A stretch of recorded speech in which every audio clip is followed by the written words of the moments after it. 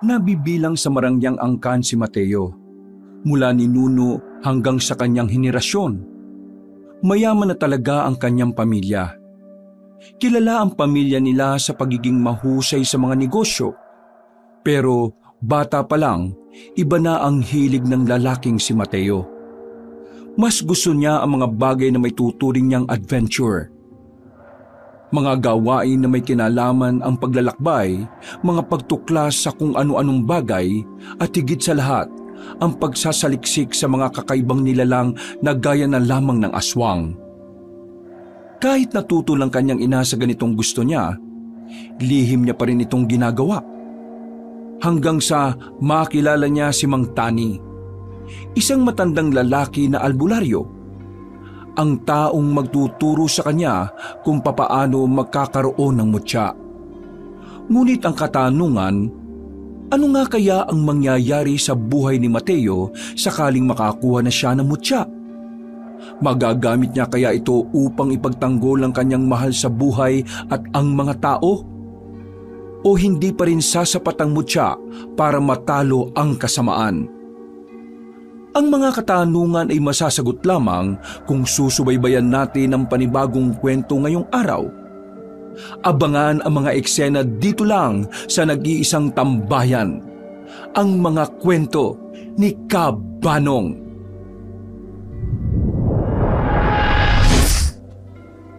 Saan ka na naman galing? Kanina ka pa hinahanap ng mga tao natin, hindi ka mahanap. Tinakasan mo na naman ang seminar. Kailan mo ba talaga matututunan na pahalagahan ng pagnenegosyo, ha? Bakit ba hindi ka man lang nagkaroon ng interest dito kahit na alam mo namang ikaw ang magmamana ng mga negosyong iiwan ko balang araw? Palagi mo nalang pinasasakit ang ulo ko. Mama, ilang beses ko na ba kasing sinabi sa inyo? Hindi pagnenegosyo ang gusto kong gawin sa buhay. May iba akong gusto. Hindi to tungkol sa gusto mo. Tungkol ito sa kung paano natin may tatawid ang yaman natin sa susunod na henerasyon. At sa iyo nakasalalay yon. Bakit ba hindi mo maintindihan yon? Ibig sabihin, wala talaga kayong pakialam kung anong future na gusto ko para sa sarili ko? Anong tingin niyo sa akin? Laruan? Laruan na pwede niyong gamitin kung kailan niyo gusto? Mama, tao ako. May sarili akong buhay. Kaya dapat may sarili akong desisyon kung ano ang mas makabubuti para sa kinabukasan ko. Ang makabubuti sa kinabukasan mo ay ang pagnenegosyo. Nandito ang pera. Sa inyo, oo. Pero sa akin, hindi yan ang makabubuti sa akin. Kasi kahit na kailan, hindi nakakabuti na gawin mo ang isang bagay na labag naman sa kalooban mo. Kaya nga aaralin mo.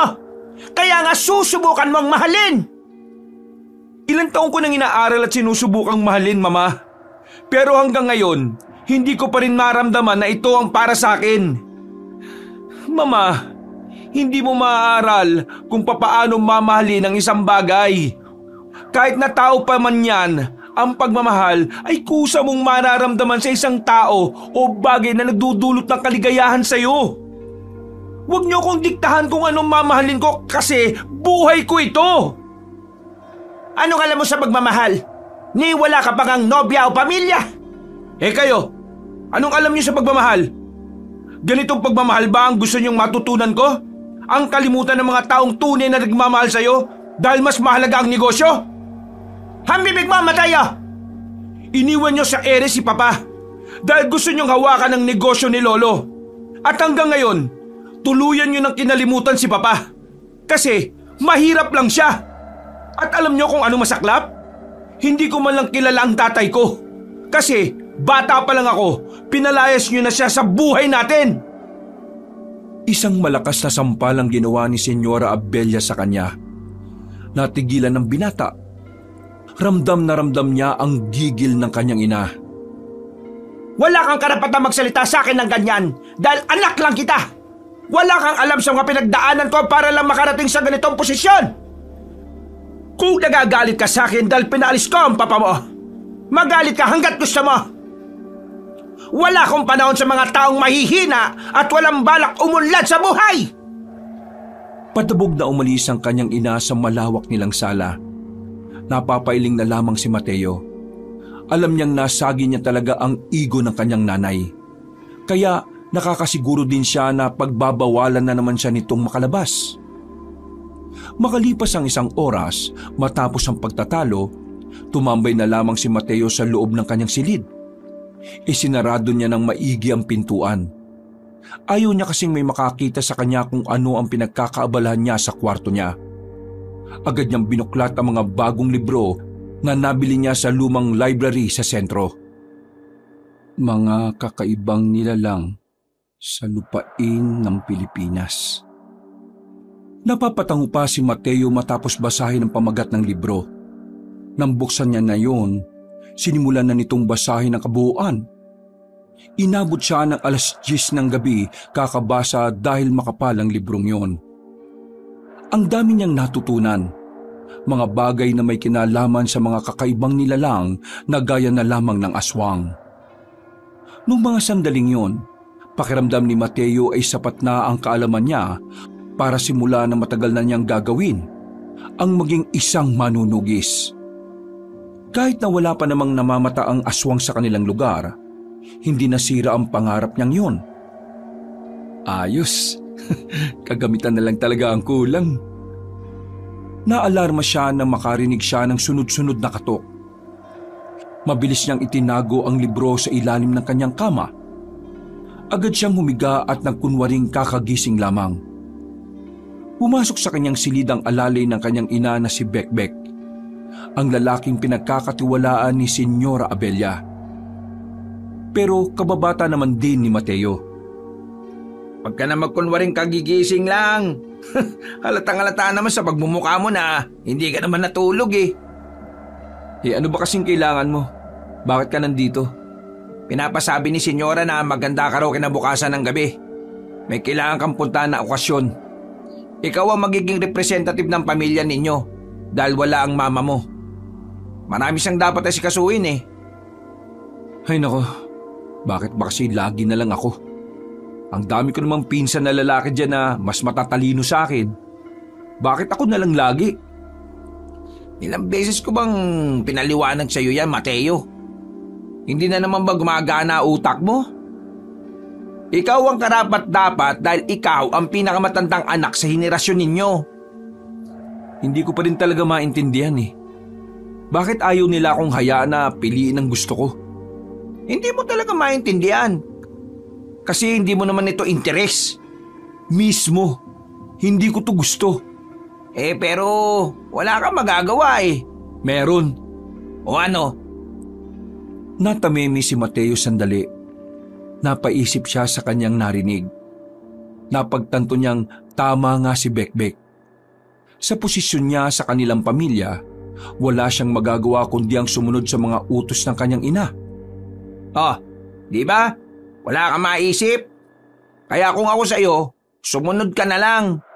Saka ka na lang pumalag kapag meron ka ng kapangyarihan at kapag mahalaga na rin ang boses mo sa kanila. Kailan mo malalaman na mahalaga ang mga sinasabi mo sa kanila? Kapag nakita ka nilang may napatunayan ka na? Ay nako, oo na. Pero may gagawin ka pa ba ngayong gabi? Wala na. Bakit? Sama mo muna ako. Oy, kung katarantaduan na naman yan, wag mo na ako idamay ha. Ayaw ko mawalan ng trabaho. Nagpapakain pa ako ng 8 bata. Anak ng kuya ko, anak ng ate ko, at anak ng kapitbahay namin. Teka, bakit damay pati anak ng kapitbahay ninyo?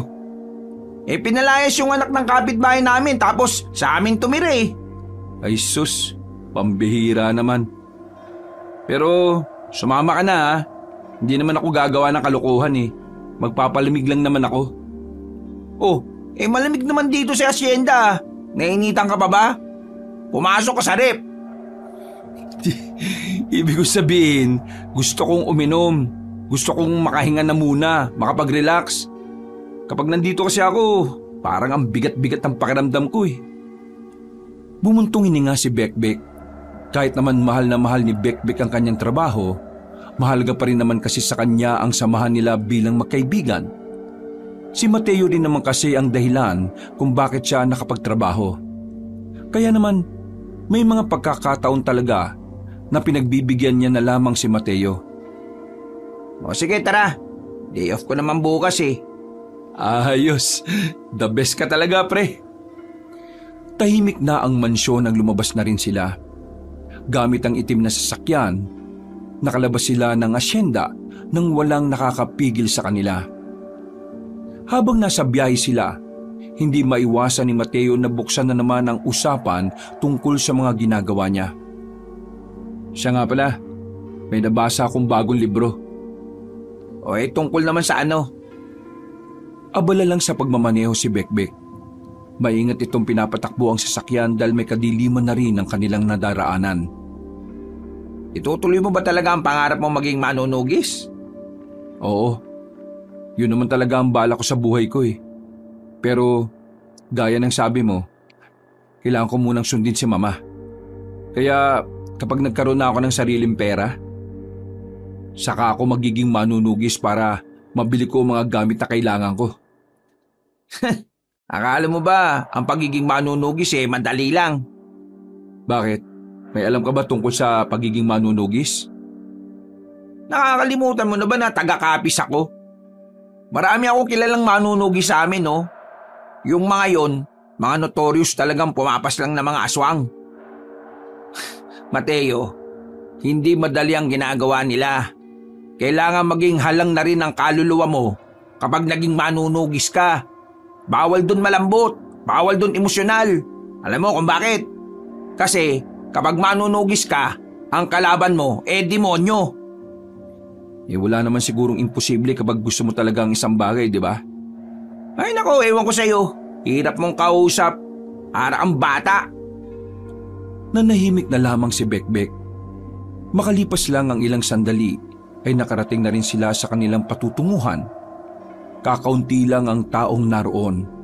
Pero agad na rin naman silang pumasok. Nakapwesto sila sa bandang dulo. Medyo malayo sila sa harapan ng stage. Habang nagiinom na sila, napansin nila ang isang lalaki na halos 5 lamesa lang ang pagitan sa kanila. Hindi naaalis ang tingin nito sa babaeng naghahatid ng mga alak. Tingnan mo yun, yung lalaking yun, yun.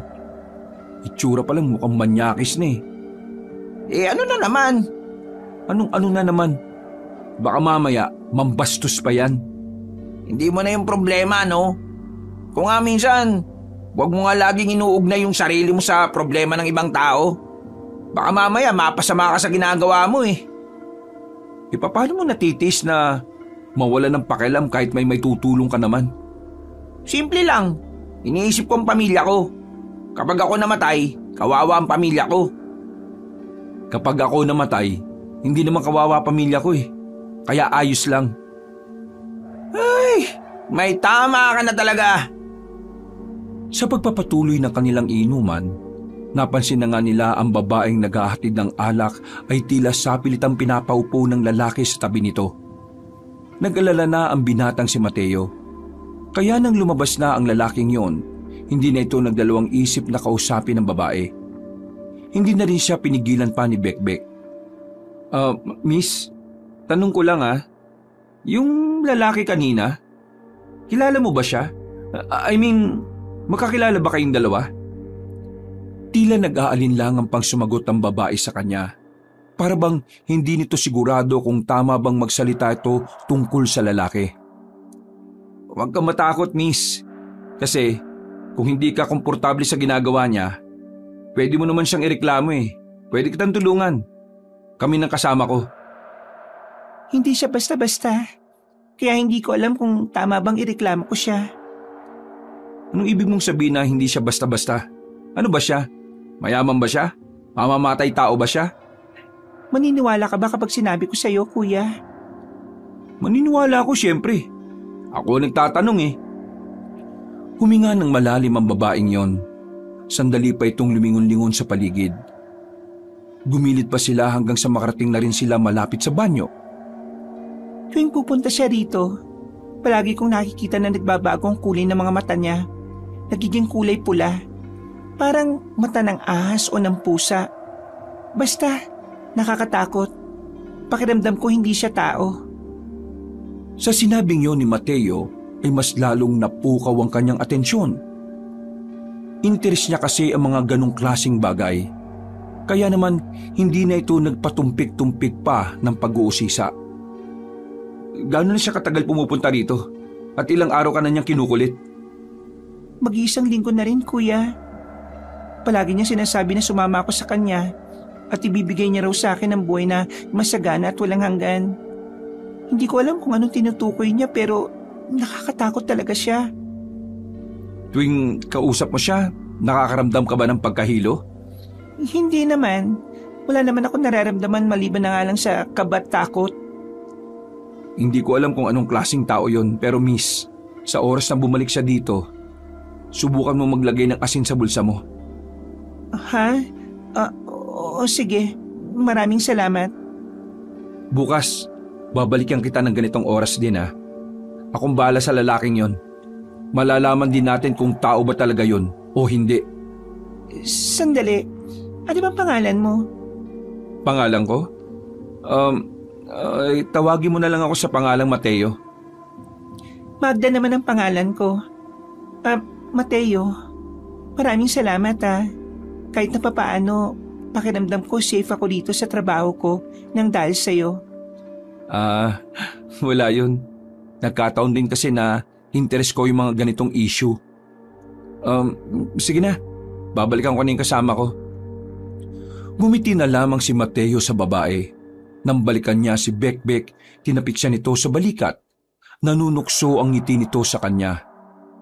Oh, bakit? Type mo, ano? Type? Ha? Ano sila sabi mo? Yung babae. Baliw. Interesado lang ako kasi sa mga sinabi niya. Bakit? Ano ba sinabi niya? Yung lalaki raw kanina. Ilang araw na siyang gustong isama. Tapos, yung mga mata raw nun, nagbabago raw ng kulay. Nagiging kulay pula raw. Totoo ba yung sinasabi mo? O baka gawa-gawa mo na naman yan, ha? Kung ayaw mong maniwala, lapitan mo yung babae at ikaw mismo ang kumumpirma. O kaya gusto mo tawagin ko na lang Hindi, wag na. Naniniwala na ako. Hindi naman lingid sa kalaman ko na may mga ibang nilalang din naman bukod sa tao Tingin mo pre, anong klaseng nilalang kaya yung lalaki kanina? Aba, hindi ko alam. Pero kung nagiging pula mga mata nun, isa lang ang naiisip ko. Ano? Aswang! Napanganga ang binatang si Mateo sa sinabi ni Bekbek. Dahil dito, mas lalo tuloy naging ganado si Mateo. Mas lalong nabuhay ang kanyang pagnanais na imbestigahan ng lalaking yon. Hanggang umuwi na sila at nasa biyahe, tahimik lamang si Mateo. Walang ibang nasa utak niya kundi ang aswang. Sumakto rin kasi na yun ang isa sa mga nabasa niya sa mga librong meron siya. Mga ilang sandali pa, nakauwi na rin sila sa asyenda. Balisang tumungo si Mateo sa kanyang silid. Kinabukasan ng umaga, bago pa siya bungangaan ng kanyang ina, maaga na siyang umalis. Tumungo siya sa sentro ng bayan para maghanap ng albularyo. Kailangan niya kasing bumili ng pangontra. Ibibigay niya ang pangontrang yon sa dalaga. Nang sa ganon, makaiwas ito sa kapahamakan na maaring dulot ng aswang. Habang abalang palakad-lakad sa kalagitnaan ng maraming tao, isang matandang lalaki ang kanyang nabangga.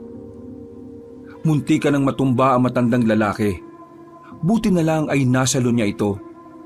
Inalalayan niya ito at pareho silang gumilid. Pinaupo niya ang matandang lalaki sa upuan. Naku, pasensya na po talaga Manong Hindi ko po talaga kayo nakita Nagmamadalit, palingon-lingon kasi ako kaya nabangga kita. Naku, pasensya na talaga Teka, nasaktan po ba kayo? May masakit po ba sa inyo? Dadaling ko po kayo sa ospital. Iho, ayos lang naman ako. Hindi naman ako nasaktan. Huwag ka mag-alala. Sigurado po ba kayo? Pumunta na po tayo sa ospital para makasiguro tayo. Hindi na nga. Ayos lang talaga ako. Wala namang nadali sa akin. Pangkaraniwang banggaan lang naman ang nangyari. At saka alam ko, hindi mo naman talaga sinasadya. Sigurado kayo Oo, sigurado ako. Pero ano bang hinahanap mo? Sabihin mo't baka naman matulungan kita. Kasi naghahanap po ako ng albularyo eh. Albularyo baka ba? Opo, meron po ba kayong kilala? Ay siya, sumama ka sa akin. Meron akong kilala. Talaga po? Oo, iho. Ipapakilala kita sa kanya. Masiyang sumunod si Mateo sa matanda. Hindi niya alam kung bakit ganun na lamang ang kanyang tiwala. Magaan din kasi ang pakiramdam niya sa matandang yon. Parang matagal na niya itong kilala. Kaunting lakad lang, meron silang narating na maliit na bahay. Sa gilid ng bakuran ay maraming tanim na mga gulay. Napangiti si Mateo. Gustong-gusto niya kasi ang ganoong lugar. Simple lang ang pamumuhay na meron doon. Pagdungaw sa bintana, mga pananim na agad ang makikita sa umaga. Pasensya ka na at ganito lang ang bahay ko, ah. Akala ko po ba dadalhin niyo po ako sa albularyo? Bakit po tayo nasa bahay ninyo? Ay, ako ang albularyo eh. Ho? Kayo po? Bakit hindi niyo naman po kaagad sinabi? Kasi, hindi ko ito masyadong pinapaalam sa ibang tao. Sa mga nagiging customer ko lang. Halika, pumasok ka. Itinulak na ni Mateo ang gate na yari sa kahoy. Pinaupo siya na matanda sa mahabang katawan ng puno na nakatumba sa gilid. Matanong ko lang, ano ba ang kailangan mo sa albularyo? Kailangan ko po kasi ng pangontra sa aswang para sa isang kaibigan. Pangontra sa aswang? Bakit po? Hindi po ba kayo naniniwalang may aswang? Iho, lahat ng albularyo naniniwalang may aswang. Pero napaisip lang ako, may aswang na naman pala. Na naman? Ibig sabihin, meron ng nauna? Sa'yo ko lang ito ay kukwento ha. Pero 10 taon na ang nakalilipas nang may mamataang kaming mga albularyo na aswang sa isang lumang barya. Naninirahan sila roon. Pinaslang na namin ang mga yun eh. Bakit meron pa rin ngayon? Talaga po? Nakapatay na kayo ng aswang? Hindi nga. Iho, kung pamilyar ka sa pagiging manunugis, naging manunugis muna ako bago ako naging albularyo. Ang ginagawa namin paslangin ng mga aswang, ubusin ang angkan nila at pigilan ng mga kasamaan na ginagawa nila noong araw. Kung ganon, talaga matutulungan niyo ako sa problema ko? Malapad ang ngiti ni Mateo. Pakiramdam niya ay para siyang naka-jackpot. Hindi na kasi siya mahihirapan pang makahanap ng taong makikinig sa lahat ng mga nalalaman niya. Marami pa akong nalalaman na hindi ko basta-basta pwedeng sabihin sa iyo.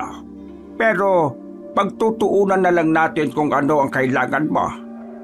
Anong klaseng pangontra ba ang gusto mo? Kahit na anong pangontra po, basta yung hindi makakalapit ang aswang.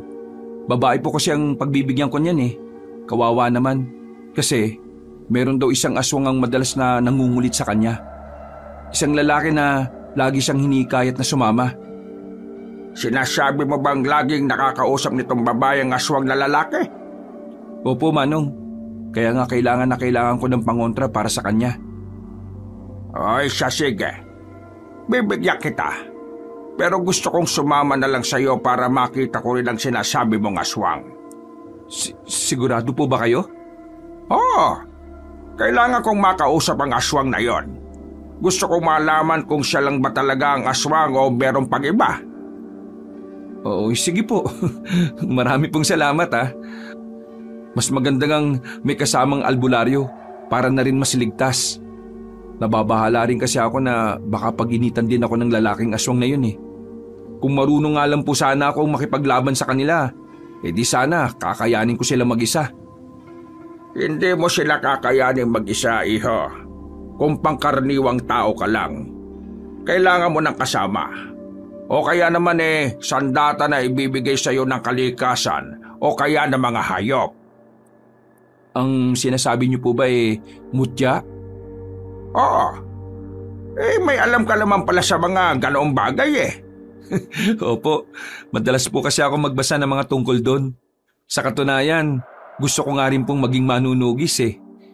Baka naman po pwedeng turuan niyo ako. Ano? Gusto mo maging manunugis? Aba, ayos ka rin Bakit naman po? Sa panahon kasi ngayon, bibihira na lang ako makatagpo ng mga taong gustong maging manunugis. Karamihan mga natatakot kapag nalalaman na aswang ang kakalabanin. Ang iba naman, hindi naniniwala at natatawa na lang. Pero, iba ka. Teka, matanong ko nga. Anong nagtulak sa'yo para maging interesado sa mga ganitong bagay? Bata pa lang po ako. Pakiramdam ko na ito na talaga ang gusto kong gawin. Hindi ko rin po alam kung bakit Basta noon pa pakiramdam ko, kailangan kong malaman ng ibang lihim na meron ng lipunan. Napatango ang matandang si Tani dahil sa pagiging malalim ng binata. Naniniwala matanda sa sinabi ni Mateo. Pakiramdam ni Mang Tani, magiging magaling na manunugis ang binata kung ito ay mahahasa. Sigurado ka bang gusto mo maging manunugis? Opo, gustong-gusto ko talagang magligtas ng mga tao. Siya sige. Tutulungan kitang maging manunugis. Pero sa isang kondisyon. Sige po, ano pong kondisyon? Tutulungan mo kung mahuli ang aswang na sinasabi mong nanggugulo sa kaibigan mo. Sige po, gagawin ko po yan. Makakaasa po kayo.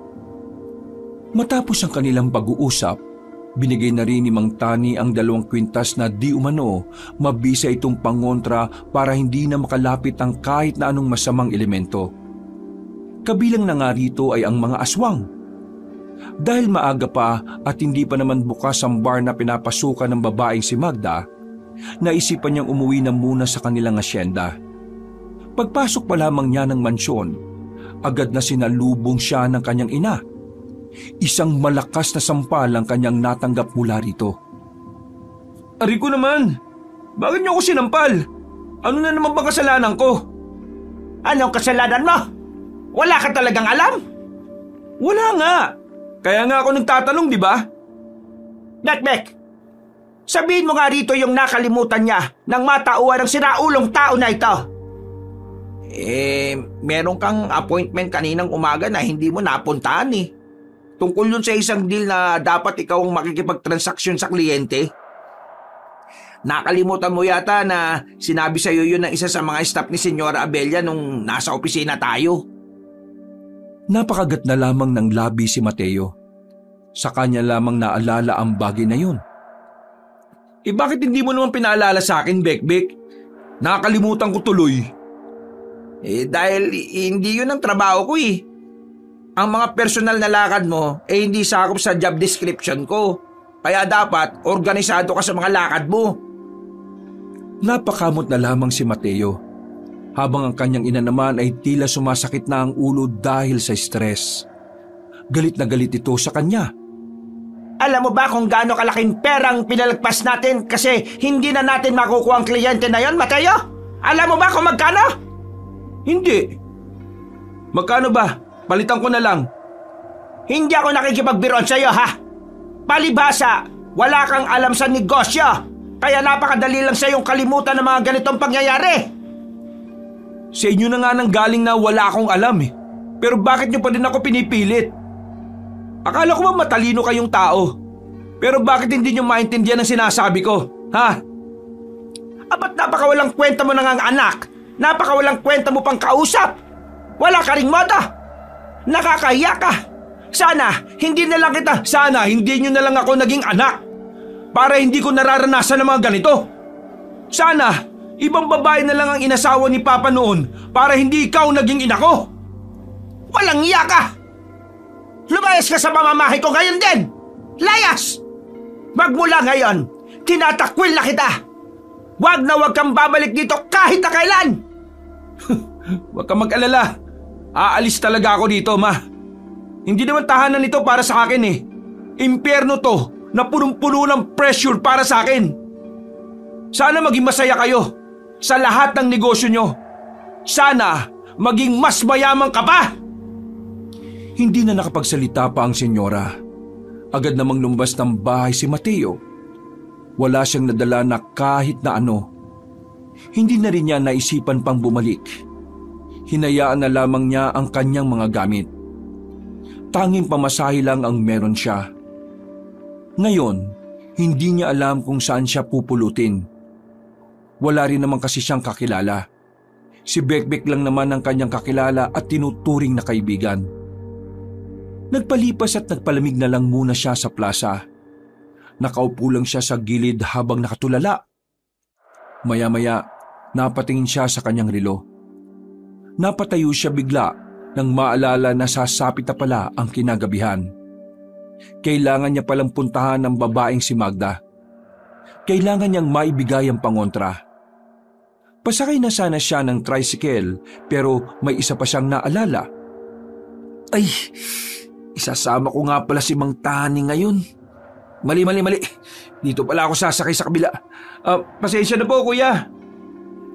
Ibang tricycle ang kanyang pinara at agad na bumiyahe patungo sa sentro ng bayan.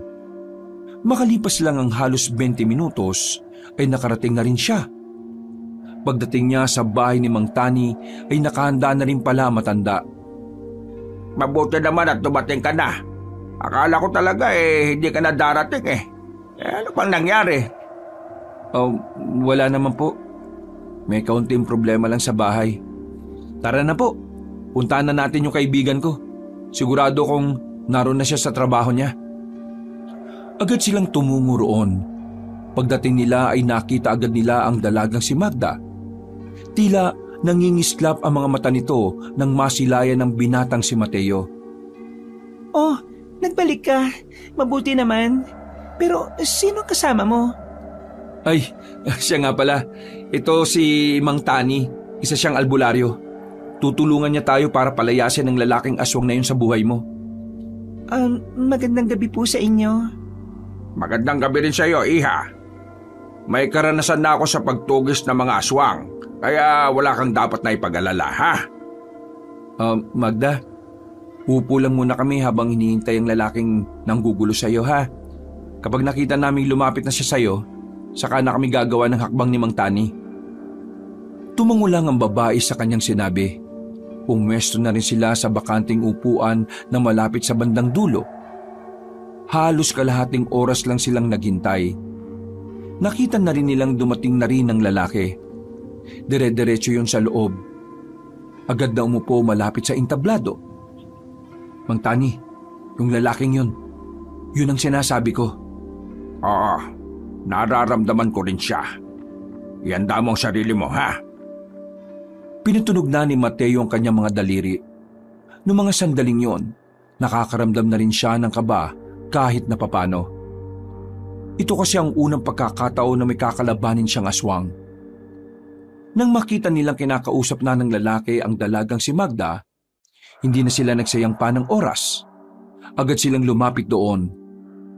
Matapang na hinawakan ni Mateo ang balikat ng lalaki at nagsalita. Pre, huwag mong guluhin yung nagtatrabaho. Marahang lumingon sa kanila ang lalaki at tumingin sa kanila ng masama. Para bang iritado ito sa pagkakahawak ni Mateo sa balikat. Sino ka ba? Ikaw ang sino ka? Dongga ang pangalan ko. Ikaw? Mateo ang pangalan ko. Oy, ano naman? May problema ka ba? Oo, meron. Sa'yo. Iho, alam namin kung bakit mo ginugulo ang babaeng ito. Anong pinagsasabi mo? Huwag ka nang magkaila. Nagulat ang ibang naroon nang makita nilang naglabas na ng itak ang matandang si Mang Tani. Maging ang lalaking si Dongga ay napatayo na rin at dumistansya. Gulat na gulat ito sa mga nangyayari. Ano bang problema niyo? Hindi ko kayo kilala. Isa kang aswang at balak mo pang biktimahin ang babaeng ito. Ngayon, hahadlangan namin ang masama mong binabalak. Magda, dito ka lang sa akin, dali! Hinigit ni Mateo ang babae papunta sa kanya. Noong mga sandaling yon, agad na tumakbo ang lalaki patungo sa labas. Sinundan naman agad yon ni Mang Tani. Dito ka lang muna. Huwag kang lalabas kahit ano mangyari ha. Eto ang pangontra oh. Huwag mong wawalain. Kailangan mo yan para hindi ka niya mahawakan. Mag-iingat kayo ha. Nagmamadaling tumakbo si Mateo palabas ng bar na yon. Wala siyang sinayang na pagkakataon at hinabol niya agad si Mang Tani. Naabutan niya si Mang Tani. Ang kaso nga lang, wala naman ang lalaking aswang. Ha? Anong nangyari? Saan siya nagpunta? Nandyan lang siya sa paligid. Kaya huwag kang makampante. Bumuntong hininga na lamang ang binata. Sandali pa silang nakikiramdam. Maya-maya lamang nakarinig na sila ng mga angil. Dito na nagsimulang magtindigan ng balahibo ni Mateo. Hindi naman siguro tayo mamamatay dito ano? Mamamatay tayo kapag may nagawa tayong pagkakamali. Kaya umayos ka ng kilos mo, Mateo. Hindi na nakatiis ang lalaking si Donga. Lumabas na rin ito at nagpakita sa kanila ng nakaanyong aswang na. Saan kayo kumuha ng lakas ng loob para harapin ang kagaya ko? Bakit? Sino ka ba? Akala mo ba porke aswang ka nakakaangat ka na sa lahat? Oo nga, feeling mo naman kung sino kang sikat. Sisikat ka lang kapag naging araw ka. Ang corny mo mag-joke. Manahimik ka nga. Alam mo kung anong magandang joke? Yung mukha mo, isang malaking joke. Tama na daldalan. Simulan na natin to. Mateo, diyan ka lang muna sa gilid. Manood ka kung paano ko tuturuan ng leksyon ng isang ito. Sigurado ko bang ikaw ang lalaban sa akin? Matanda ka na. Baka hindi na kaya ng buto mo. Bakit hindi mo subukan para malaman natin? Nagpakita ng nakakalokong ngiti si Mang Tani. Nakaramdam ng paghanga ang binatang si Mateo dahil hindi man lang niya makitaan ng kahit na kaunting kaba ang matanda. Mga ilang sandali lang, biglang lumusob si Mang Tani. Sa galaw pa lamang nito ay nasundan na ang lalaking aswang na si Donga. Magaling at talaga namang kalkulado ang bawat galaw. Kahit na anong gawin ni Donga ay hindi na ito makatama sa matanda. Aswang ka lang! Mas malakas ka sa akin pero mas marami akong karanasan sa iyo pagdating sa makikipaglaban. Mukhang dati kang manunugis, tanda. Hindi ka nga nakakabali.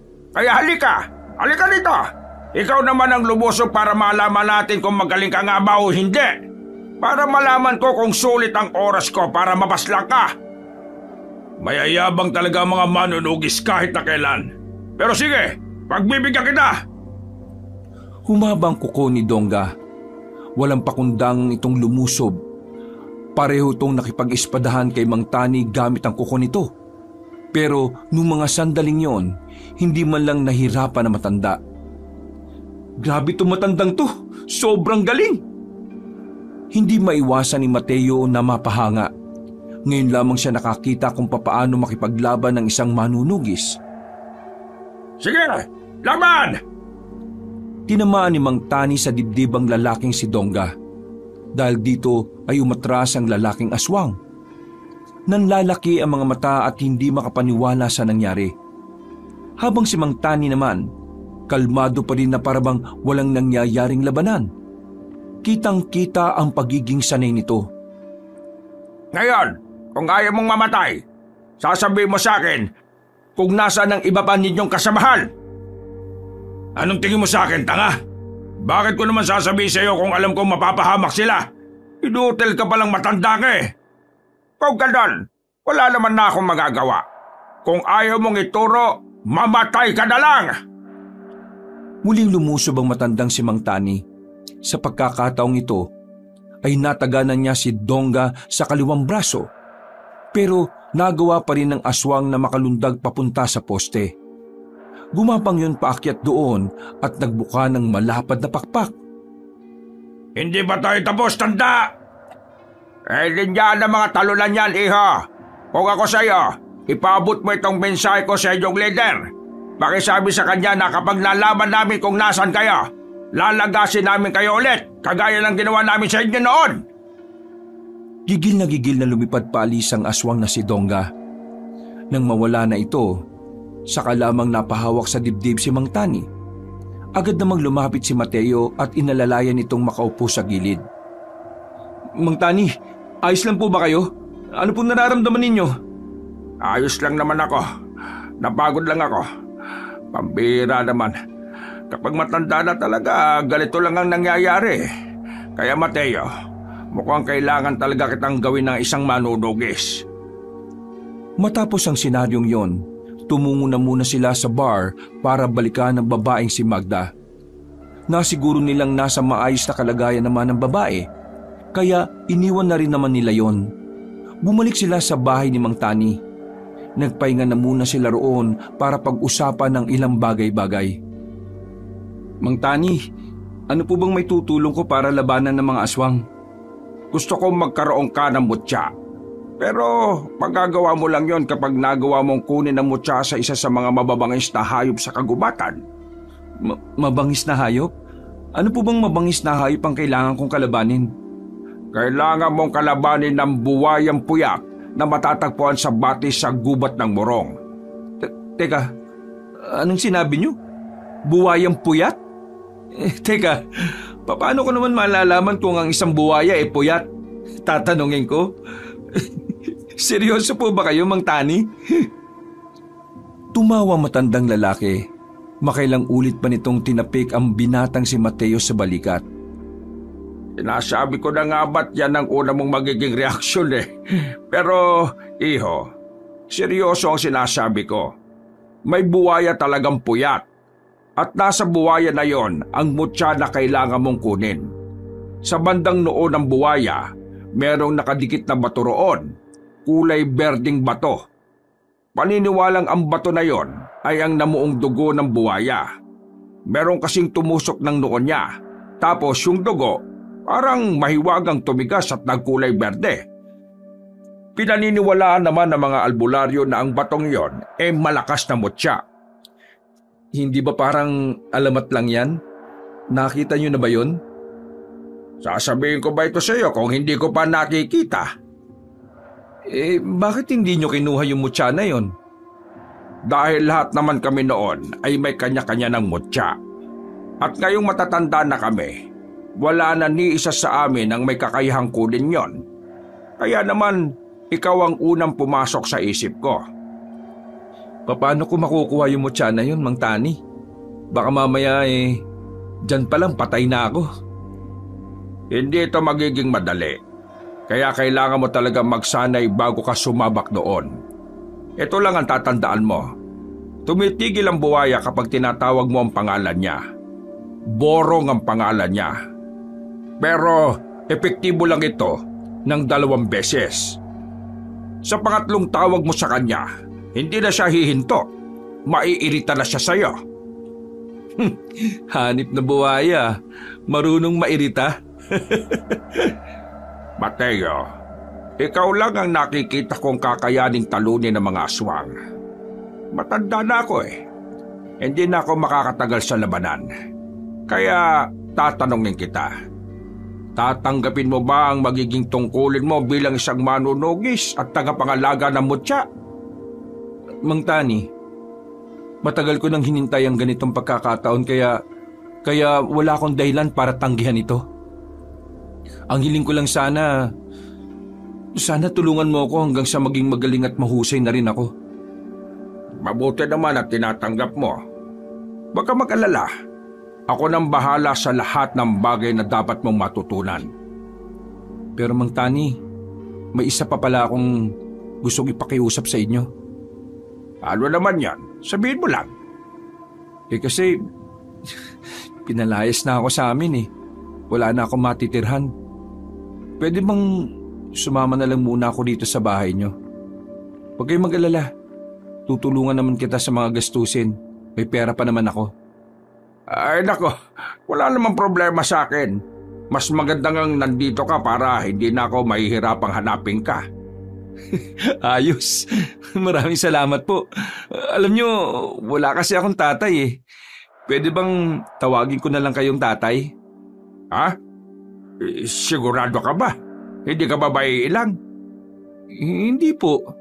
Matagal ko na rin kasing gusto magkaroon ng ama . Ang kaso, mula pagkabata ko, Hindi ko naman siya nakita. Parang pareho lang din naman pala tayo. Hindi ko na rin kasi nakita ang anak ko noon pa. Iniisip ko nga, ano nga kayang ginagawa niya ngayon? Pero hayaan mo na. Ang mahalaga, dito ka natitira. Hanggat hindi natatapos ang problema natin sa mga aswang, dumito ka na muna, ha? Sigurado yan, ha? Siguradong sigurado. Hindi malaman ni Mateo kung bakit ganun na lamang kagaan ang kanyang kalooban sa matandang yon. Pakiramdam niya kasi talaga, matagalan niyang kilala matandang yon. Hindi man lang kasi nakakaramdam ng kahit na kaunting hiya o pagkailang. Komportable siya kasama at kinakausap ito. Bagay na hindi niya nararamdaman kapag ang kanyang ina ang nasa tabi niya. Kinabukasan ay nagpaalam si Mateo kay Mang Tani. Kailangan kasi niyang makipagkita kay Bekbek para kunin ang mga gamit nito. Nang makita na sila ni Bekbek sa isang kainan sa sentro, napansin niya ang daming laman ng gamit ng sasakyan. Sa pagkakaalam niya, hindi naman ganun karami ang gamit niya. Teka, ano yan? Mga gamit, malamang. Hindi mo ba nakikita? Ang ibig ko sabihin, bakit ganyan kadami? Akin lang ba yan? Kasama na rin na sa akin dyan, no? Ha? Bakit? Lumayas ka na rin ba sa asyenda?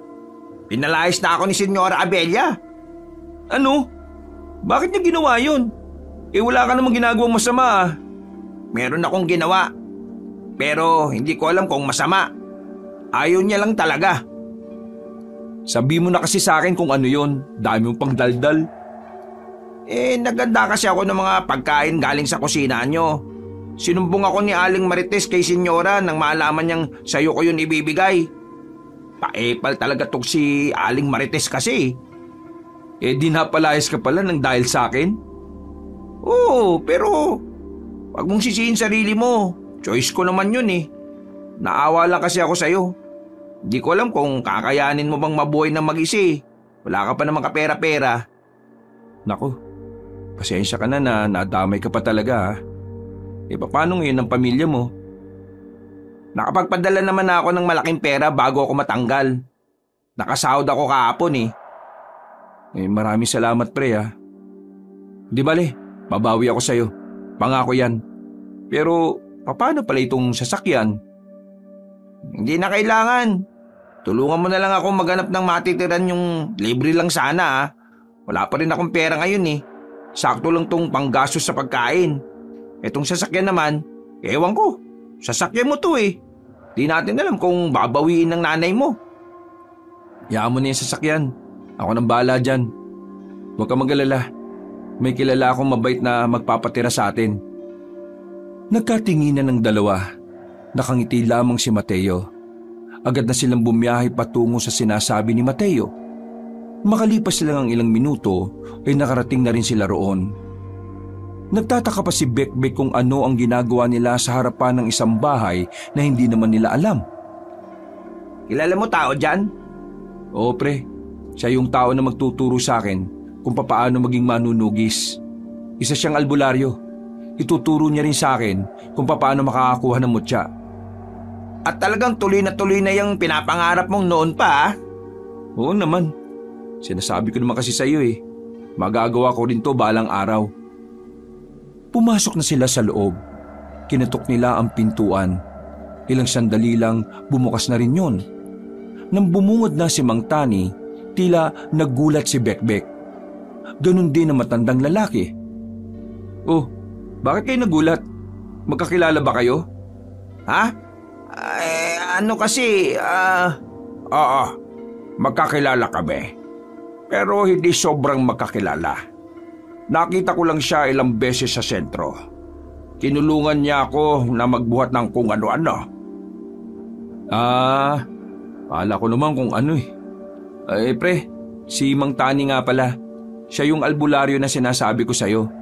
Mang Tani, kakapalan ko na po sana ang mukha ko. Baka pwedeng dito na rin muna siya tumira sa bahay niyo.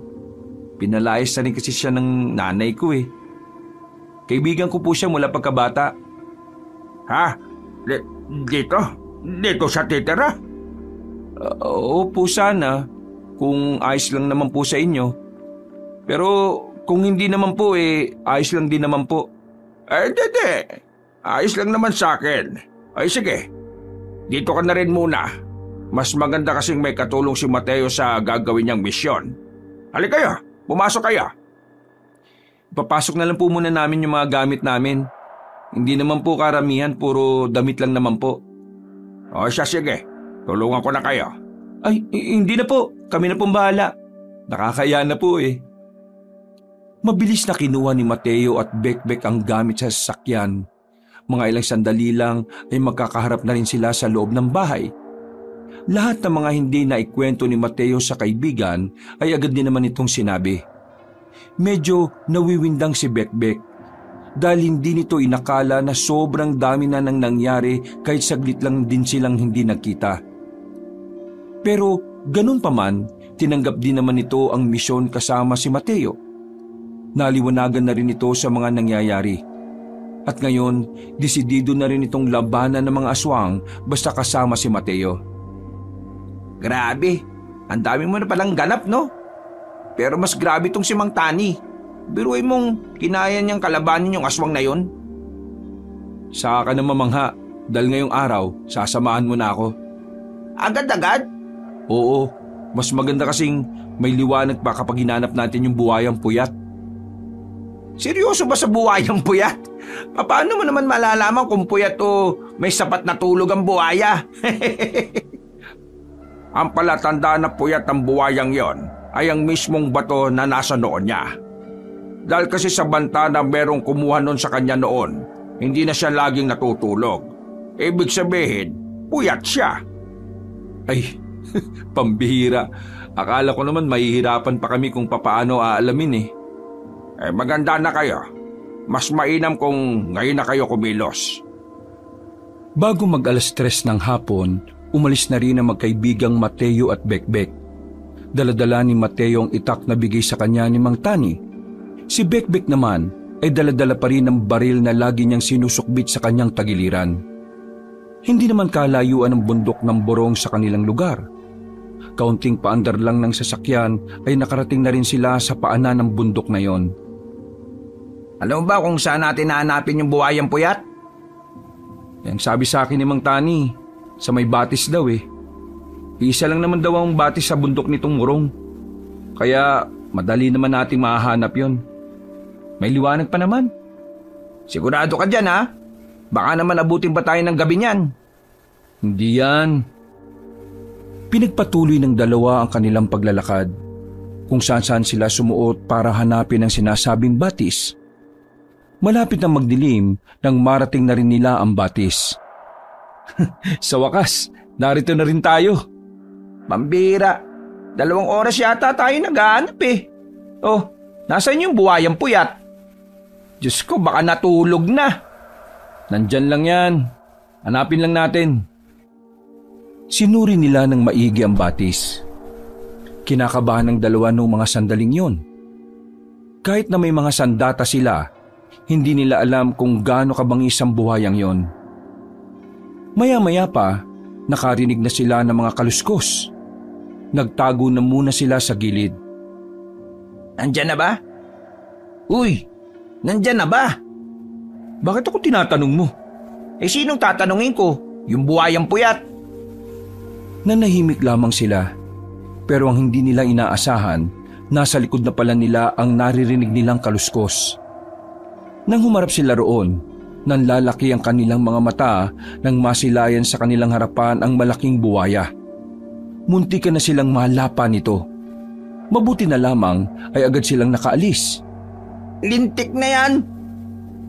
Nagmamadali silang umakyat sa taas ng puno. Ang buwaya naman ay gumapang na rin paalis na parang walang nangyari. Pwede ba nating patayin yan? Oo. Kung hindi natin yung papatayin, wala tayong tsansa makuha ang nasa noon niya.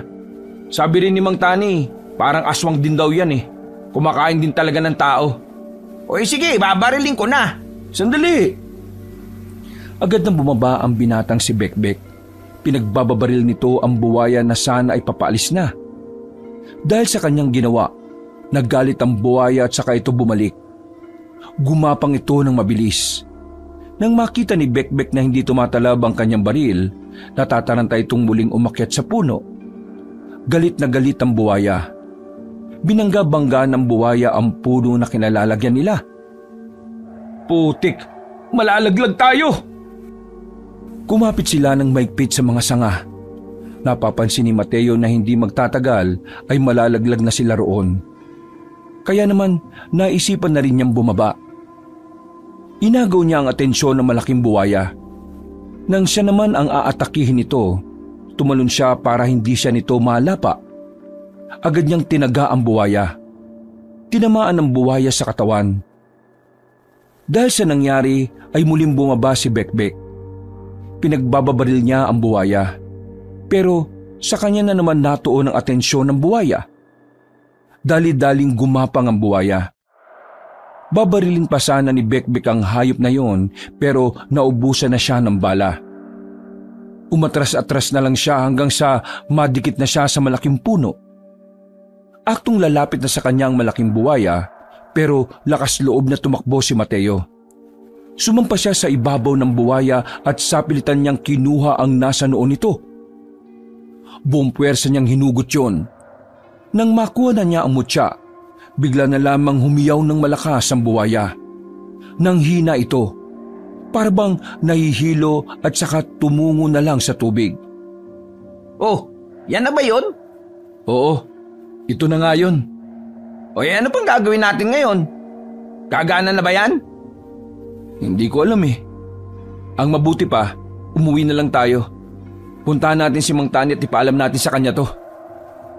Wala silang sinayang na pagkakataon. Agad na silang umalis sa bundok ng Murong. Gabi na nang makabalik na sila sa bahay ni Mang Tani. Pero nasa labas pa lamang sila, nakakutob na sila ng masama. Biglang kinabahan ng binatang si Mateo sa hindi niya malamang dahilan. Nakita nilang nakabukas ang pinto ng bahay kaya agad silang pumasok. Nanlalaki ang mga mata ni Mateo nang maabutang nakabulagta si Mang Tani sa sahig. Maraming sugat sa katawan, sugatan at duguan. Mang Tani! Ano nangyari sa'yo? Nilusob ako ng mga aswang. Dadaling ka namin sa ospital. Bekbek, tulungan mo ako! Agad nilang binuhat ang matandang lalaki. Agad nilang isinakaya matanda roon. Mabuti na lamang ay nasa bayan sila kaya malapit lang din naman ang ospital. Mabuti na lamang ay naitakbo agad nila sa pagamutan. Pre, wala akong pera dito ha. Ano yung pambabayad natin? Walang niya talagang buhay to. Wala rin akong pera dito eh. Alam mo yan. Maraming tatahiin kay Mang Tani. Mapapamahal tayo. Sinabi ko, gawin na nila kaya kapag natapos na, kailangan natin agad magbayad. Pero tingin ko pre, kailangan mong lumapit sa mama mo. Ha? Tinakwil lang ako ng taong yun eh. Pre naman, wala ka ng ibang malalapitan. Ay nako, gagawa na lang ako ng ibang paraan. Anong paraan? Sige nga. Basta. Anong basta? Mapapagastos tayo ngayon. Akala mo siguro kapag natapos ng operahan si Mang Tani, okay na? Ang daming bibiling gamot niyan. Tingin mo tatanggapin pa ako ni Mama? Kailangan mong subukan, pre. Hindi. Susubukan ko na lang na humiram ng pera sa tiyahin ko. Hindi na ako lalapit sa nanay ko kahit na kailan. Mula nang itakwil niya ako, wala na akong dahilan para maging anak niya. Pambira ka naman, pre, oh. Mas pipiliin mo pa yung pride mo kaysa sa tatay mo. Sa sinabing yun ni Bekbek ay natameme si Mateo.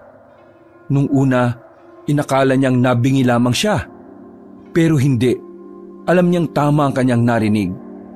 Sa hindi malamang dahilan, biglang tumibok ng malakas ang kanyang puso. Ano? Anong sinabi mo?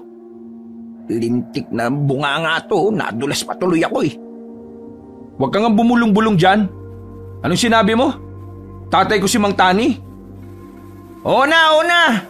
Sige na, aminin ko na. Oo, tatay mo si Mang Tani. Kaya nung unang kita pa lang namin, nagulat na ako. Nakita ko lang noon si Mang Tani na kausap ni Senyore. Narinig ko na siya ang ama mo. Pero ngayon ko lang nalaman na si Mang Tani pala siya. Wala akong intensyon na itago to sa'yo. Bakit hindi mo kagad sinabi sa akin? Nakiusap sa akin si Mang Tani na wag na munang sabihin sa'yo hanggat hindi pa natatapos ang misyon. Huminga na lamang ng malalim ang binatang si Mateo. Hindi siya makapaniwala na ang taong kailan niya lamang nakilala ay kanya palang ama. Natatawa na lamang si Mateo dahil sa pagiging mapaglaro ng tadhana. Buang ka ba? Nakakatawa. Wala. Natatawa lang ako kasi kaya pala ang gaan-gaan ang pakiramdam ko sa kanya simula pa nung una. Kasi nga tatay mo siya. Tingnan mo oh. Kaya pala pareho kayo ng interes. Sige na, samahan mo ko. Pupunta ako sa asyenda. Ay nako, akala ko magmamatigas ka pa rin eh. Kakapalan ko na ang mukha ko. Walang sinayang na pagkakataon ng binatang si Mateo.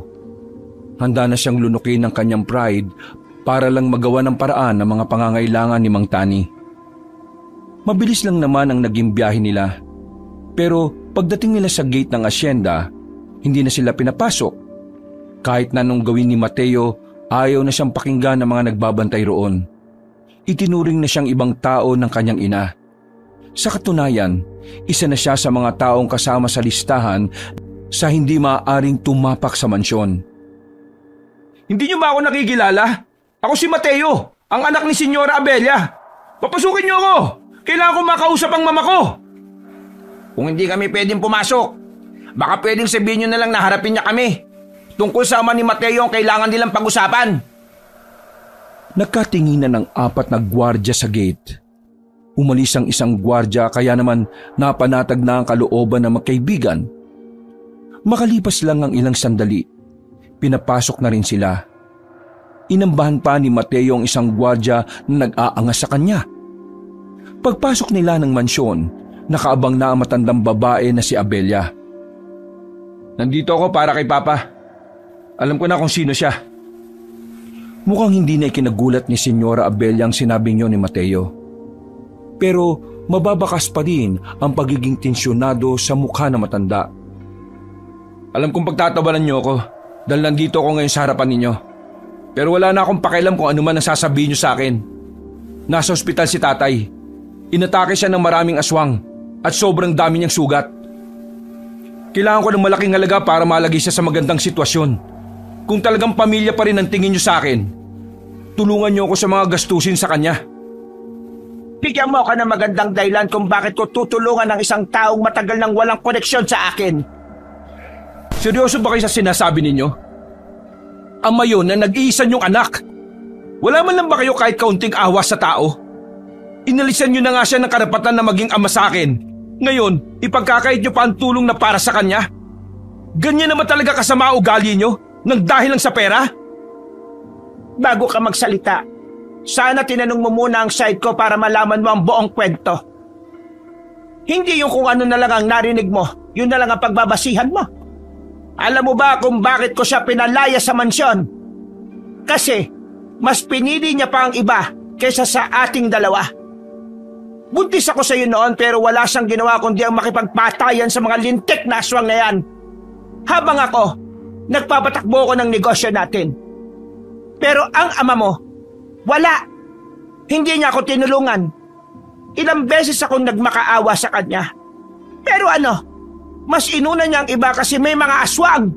Mas inuna niya ang pagiging albularyo niya kaysa maging ama sa iyo at maging asawa sa akin. Ngayon, sabihin mo nga sa akin kung wala ba akong karapatan na magalit sa ginawa niya? Wala ba akong karapatan na magtanim ng sama ng loob? Hindi na nakapagsalita si Mateo sa mga sandaling ito. Nang malaman niya ang kwento ng kanyang ina, tila ba may kurot sa puso siyang nararamdaman. Wala naman siyang galit kay Mang Tani dahil alam niyang bilang isang albularyo, mas pipiliin talaga nito ang mas nakararaming buhay. Pero sa kabilang banda, hindi niya maiwasang hindi magtampo. Dahil naaawa rin naman siya sa pinagdaanan ng kanyang ina. Ngayon, mas naiintindihan na ni Mateo kung bakit gano'n na lamang kahigpit ang kanyang nanay sa negosyo. Kung bakit ayaw nitong makilala niya pa ang kanyang ama. Umalis ka na dahil wala kang mapapala sa akin kahit na kailan. Walang puwang sa puso ko ang mga taong una na akong binaliwala. Kung papanik ka sa kanya, wala akong pakialam. Pero itong tatandaan mo, lahat ng meron tayo ngayon dahil sa pagtsatsaga kong mag-isa habang pinapalaki kitang matapang at matatag. Kung hindi mo gusto ang pagiging ina ko, malaya kang umalis. Napapailing na lamang si Mateo sa kanyang mga narinig. Ayaw na lang din niyang masakta ng damdamin ng kanyang ina. Habang nasa biyahe na sila, napapakamot na lamang ng ulo si Bekbek.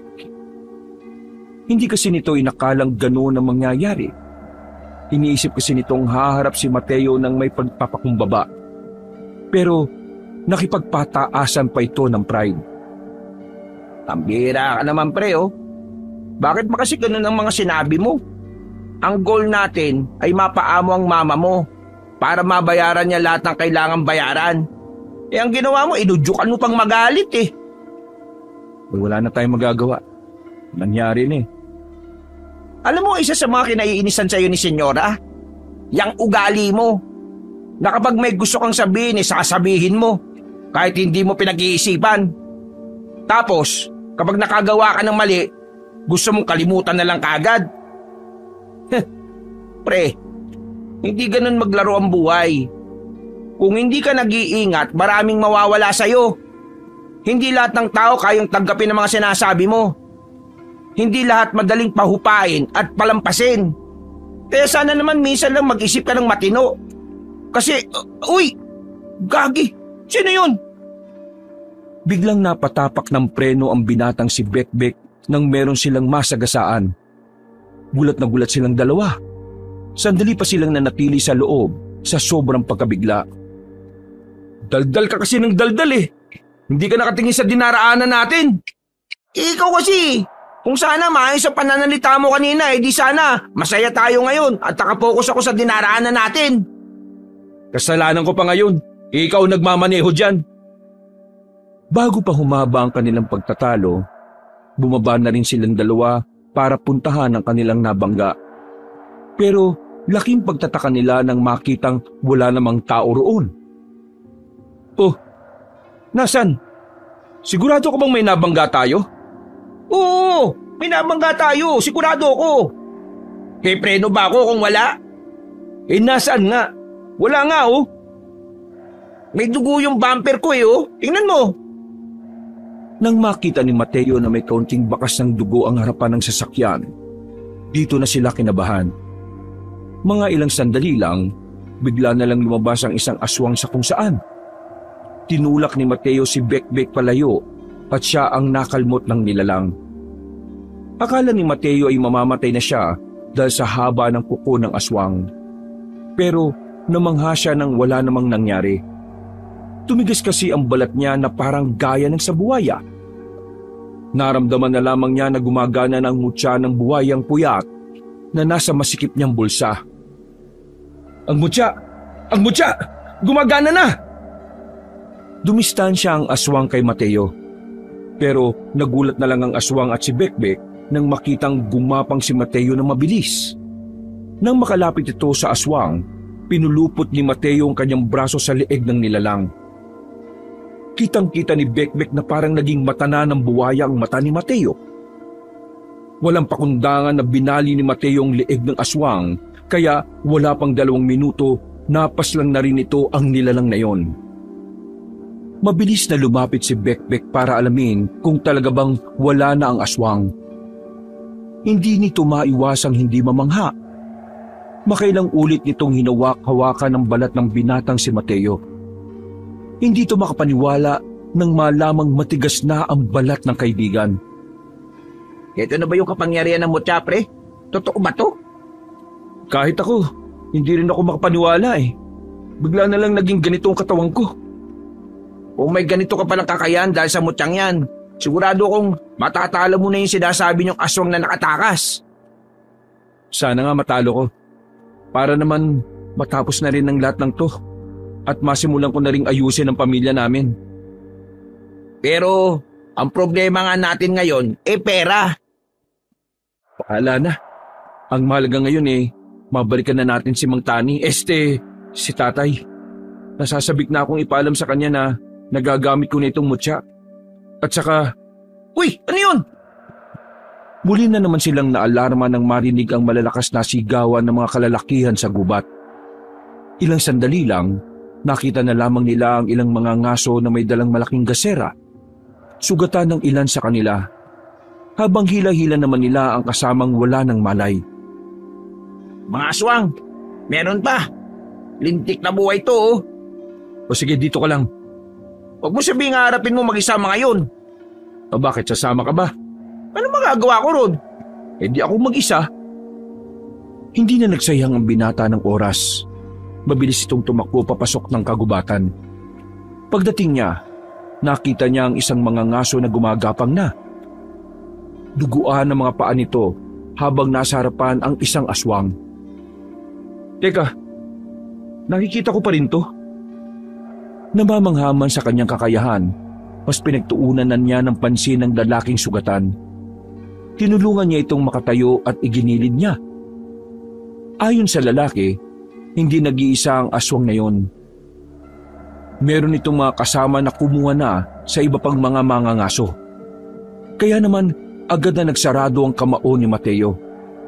Wala siyang alam sa pakikipaglaban, pero ang mutya na mismo ang gumagabay sa kanya kung ano ang dapat na gawin. Kumalma ka lang dyan sa gilid. Saglit lang to. Hinanda na ni Mateo ang kanyang sarili. Mga ilang sandali lang ay siya na mismo ang kusang lumapit sa aswang. Nagkaroon sila ng palitan ng suntok. Kinakalmot pa siya ng nilalang pero walang talab sa balat niya. Nang makakuha ng tiyempo, hinawakan niya ang leeg nito. Hinigpitan niya ang pagkakasakal at saka sinuntok ng malakas sa sikmura. Pero hindi agad namatay ang aswang. Mas matibay ito kumpara sa una niyang nakalaban. Nagawa pa siya nitong suntukin sa muka pero wala pa ring ubra sa kanya. Kumakapal ang balat niya kapag nakakaramdam ng panganib.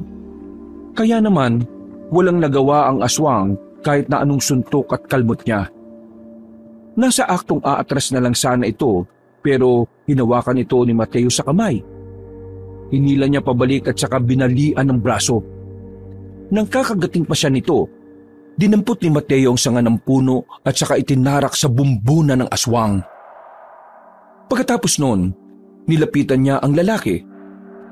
O ano, kaya mo ba maglakad? Umalis ka na. Paglabas mo dito, may lalaking nasa sasakyan. Sabihin mo isasabay ka na sa pagpunta namin sa ospital. Susuyurin ko lang saglit itong area para malaman kung may aswang pa. Hindi na nag-atubili pa ang lalaki. Nagmamadali itong naglakad kahit na paika-ika. Samantalang si Mateo, nilibot niya pa ang buong paligid.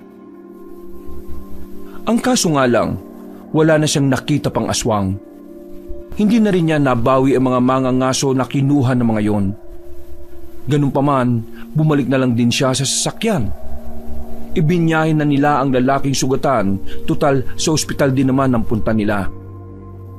Pagdating nila, ay kaagad nilang pinasikaso ang lalaking yon. Napapakamot na lamang si Bekbek sa ulo. Bira ka naman. Alam mo namang wala tayong pera, dinala mo pa rito. Saan mo gustong dalhin? Sa morgue kaagad? Inatid na lang sana natin sa kanila. Hindi naman life and death ang kalagayan yan eh. Huwag ka mag-alala. Sinabihan ko naman sa loob na sagot niya sarili niyang bill. Tara na, punta na natin si tatay.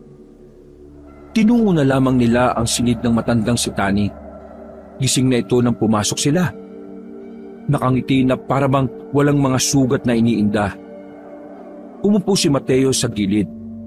Bumuntong hininga ang binata. Hindi na siya nagdalawang isip na buksan ang usapan. Agad namang lumabas si Bekbek para hayaang makapag-usap ang mag-ama. Tay, kanina may nakalaban akong aswang. Nagamit ko na kagad ang mutya na nakakuha ko pa lang din. Ang lakas ng mutya na to. Natalo ko yung 2 aswang. May naligtas pa akong buhay. Kahit na wala akong kaalam-alam sa pakikipaglaban sa mga nilalang na gano'n ha. Dahil sa mutya na ito, nagkaroon ako ng talino't lakas. Kakaiba, astig. Mabuti naman at nakuha mo na yan at nagamit mo na rin. Yan ang magiging sandalan mo kapag nakipaglabang ka sa mga kampo na kadiliman. Pero hindi po yun ang gusto kong pag-usapan natin ngayon. Bakit? May iba ka pa bang gustong sabihin? Alam ko na po ang totoo, Tay. Sinabi na sa akin ni Bekbek na nakausap ko na rin si Mama tungkol sa'yo. Tay, bakit hindi mo sinabi sa akin nung unang beses na nalaman mo kay Bekbek na ako pala ang anak niyo? Hiya ako eh. Siguro, nasabi na sa iyo ng mama mo ang dahilan kung bakit niya ako pinalayas. At kung bakit pinili ko na lang na lumayo. Pinili ko ang misyon ko kesa sa inyong dalawa. Pinili niyo ang buhay ng mas nakararami kesa sa buhay ng pamilyang kakabuo mo pa lang? Maiintindihan ko kung magagalit ka sa akin. Gaya ng pang-unawa ko sa galit ng mama mo. Pero hindi ko basta pinili ang iba kesa sa inyo. Yun lang ang natataging paraan na alam ko para mailigtas din kayo sa kapahamakan. Nung panahon na yon, sobrang talamak ang mga aswang. Lalo na sa aming mga albularyo at manunugis. Nalalaman namin na sasakupin nila ang buong probinsya. Naalarma kami dahil malaki ang posibilidad na mangyari yon kung hindi kami magkakaisa. Tama. Pinili ko ang buhay ng mas nakararami. Pinili ko na kalabanin ng mga aswang. Dahil kung hindi ako tutulong para pigilan sila, sa huli, pamilya ko rin ang mapapahamak. Kahit piliin ko kayo at makaligtas tayo, mapapahamak din tayo sa huli. Mahalaga ako sa samahan. Ako ang pinuno. Kung wala ako, mahirapan sila. Hindi kita pinipilit na maunawaan ako kaagad. Pero darating ang araw na maiintindihan ng mama mo at ikaw na kaya ko ginawa yon para lang din protektahan kayo. Napapailing si Mateo. Naiintindihan naman niya ang pinupunto ng ama. Pero ang hindi niya lang maintindihan ay kung bakit ni minsan hindi man lang ito nagkaroon ng oras para makipag-ayos sa kanyang ina. Ang lagi kasing sinasabi sa kanya ni Senyora Abella, pinabayaan na sila ng tuluyan. Pero hindi ka man lang ba naglaan ng oras, kahit konting oras, para makipag-ayos? Para ipaliwanag kay mama ang lahat? Kasi hanggang ngayon, iniisip niya pa rin wala kang pakialam sa amin eh. Anak, sinubukan ko. Ilang ulit. Halos 1 buong taon akong pabalik-balik sa asyenda. Pero hindi na ako makalapit sa kanya. Buhay pa ang lolo mo noon. Siya ang kalabang ko. Muntikan niya pa akong ipapatay kaya mula noon, tumigil na ako. Pinalipas ko na lang ang panahon kasi alam kong magkakaroon tayo ng pagkakataon na magkita balang araw. Isa pa, nung makita kong nasa maayos ka na naman na kalagayan, hindi na ako nangulit pa. Inisip ko na lang na mas magandang hindi mo ko makilala. Kasi ayaw kong guluhin pa ang buhay mong nasa maayos na. Akala niyo ba naging maayos ang buhay ko? Kahit na nasa marangya akong bahay? Hindi. Mula pagkabata, wala akong ibang naramdaman kundi kailangan kong maging matalino, perpekto, at sistematiko. Bata pa lang, nakalaan na ang utak ko para maging kusyante kahit na ayaw ko. Palaging sumasakit ang ulo ko kasi pinipilit ko na maging kagaya ni Mama. Pero ang tunay na gusto ko, maging kagaya mo. Ang hirap ng buhay ko noon. Mukha lang masarap ang buhay ko kasi nasa lubok ko ng malaki at magandang bahay. Pero palagi kong iniisip yun na sana may ama ako na nandito sa tabi ko para kahit na paano may nakakaintindi sa gusto kong buhay. Patawarin mo ako, anak.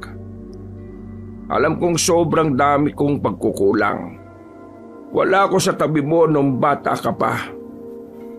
Pinagsisisihan ko ang mga nangyari. Hindi. Huwag niyong pagsisihan. Sinabi mo kanina pinili mo ang nakararami para protektahan kami. Kaya bakit ka magsisisi? Ang mahalaga sa akin ngayon ay kung ano ang magagawa mo para sa amin ni Mama. Tinatanggap mo pa rin ba ako? Tay, matagal ko nang gustong magkaroon ng ama. Kaya sa akin, walang problema. Matagal na kitang pinatawad. Ang isipin mo si Mama. Siya ang pinakanasaktan dito. Oo nga. Tama ka nga. Kaya kapag magaling na ako, huwag ka mag-alala. Pipilitin kong makausap ulit ang mama mo, anak. Pero, Mateo, anak, maraming salamat. Akala ko talaga magagalit sa akin. Pero, masaya ako kasi sa kabila ng mga pinagdaanan mo na wala ako, lumaki ka pa rin ng maayos. Lumaki ako ng maayos kasi alam kong mabubuti ang mga magulang ko. Pero sadyang masakit lang talaga magsalita si Mama. Kahit na ganon, alam ko naman na mahal niya ako. Kaya ikaw, magpagaling ka muna rito ha. Hinawakan ni Mateo ang kamay ni Mang Tani at bumiti. Anak, nanaginip ako. Yung kaibigan mong babae, kinuha ng aswang. Yung dongga. Hindi pa napalya ang panaginip ko kaya baka mangyari din ito. Kung ganon, pupuntahan ko na siya. Sige, mag-iingat ka. Sa panaginip ko marami sila. Kasama matandang pinuno nila. Opo, mag-iingat ako. Pangako makakabalik ako. At kapag natapos na ang problema natin sa aswang, problema naman natin sa pamilyang aayusin natin ha. Lumabas agad ng silid ang binatang si Mateo. Agad din namang sumunod sa kanya si Bekbek. Kinabahan na naman ito nang malaman na may haharapin na naman silang aswang. Pambira naman Aswang na naman. Diyos ko buhay to Parang hindi ka nag-train maging fighter Nag-train ako, pero hindi sa aswang. Anong labang ko sa suntukan sa mga hindi naman normal? Wala akong baril May itak dyan. Yan ang gamitin mo. Bakit ba kasi ikaw lang ang may mutya? Pwede bang ako rin? Hindi sige. Hanapin mo naman yung mutya ng buhaya na may sapat na tulog. Ang mabuti pa mag-focus ka na lang sa pagmamaneho. Baka makabangga ka na naman ulit Binilisan ni Bekbek ang pagmamaneho para maabutan nila ang dalaga. Pero nang dumating sila sa bar, nakita nilang magulo na ang loob. Nakakalat ang mga upuan, mga nakataob ang lamesa. Ang gwardiya naman sa gilid ng pintuan ay nakabulagta. Buhay pa. At ang sabi nito, kinuha daw ng mga aswang ang mga babae. Kasama dito si Magda. Sa gubat! Sigurado ako nasa gubat lang sila. Huwag kang patalos-talos. Baka patibong lang ito Baka kinuha nila si Magda para ikaw mismo ang lumapit sa kanila. Baka may hinanda silang patibong sa gubat. Mag-isip ka nga, pwede. Kung hindi ako kikilos, baka hindi ko na makita ang buhay si Magda. Paano nga kung inuuto ka lang nila? Kapag ikaw namatay, wala na, finish na. Kaya ayusin mo yung mindset mo Ang mabuti pa, balikan natin ang papa mo. Itanong natin sa kanya kung may alam siyang kuta ng mga aswang. Huminga ng malalim si Mateo. Naikalma niya ang kanyang sarili dahil sa sinabing yon ng kaibigan niya. Hindi niya tinuloy ang kanyang binabalak. Binalikan na lamang niya ang matanda sa ospital. At dito na rin nila nalaman na wala nang babayaran si Mang Tani sa lahat ng bill nito. Pre, mukhang lumambot ang puso ng mama mo Wala na raw tayong babayaran, pre. Okay na raw. Kahit na ganun yung si Mama, nararamdaman ko na di naman talaga siya masamang tao Matapos silang makausap muli ang matandang si Tani, nalaman ng dalawa ang isa sa mga kuta na pinagtataguan di umano ng mga aswang. Malakas ang loob nilang tinakang kagubatan kahit sobrang dilim. Habang ganadong-ganado si Mateo, pagod na pagod naman si Bekbek. Nakailang pabalik-balik na rin kasi sila. Sa loob lang ng ilang oras, napakarami na rin nangyari. Sobrang dilim naman dito. Dapat pala nagdala ako ng flashlight. Tama lang na hindi ka nagdala para di tayo madaling makita ng mga aswang. Tara, sumunod ka lang sa akin.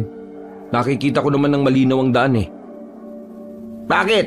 Dahil mataas ang paningin ng mga buhaya? Kung buhaya kasi ang pinagkukunan ko ng mutya, eh di ba laging puyat? Malamang mataas ang paningin nun.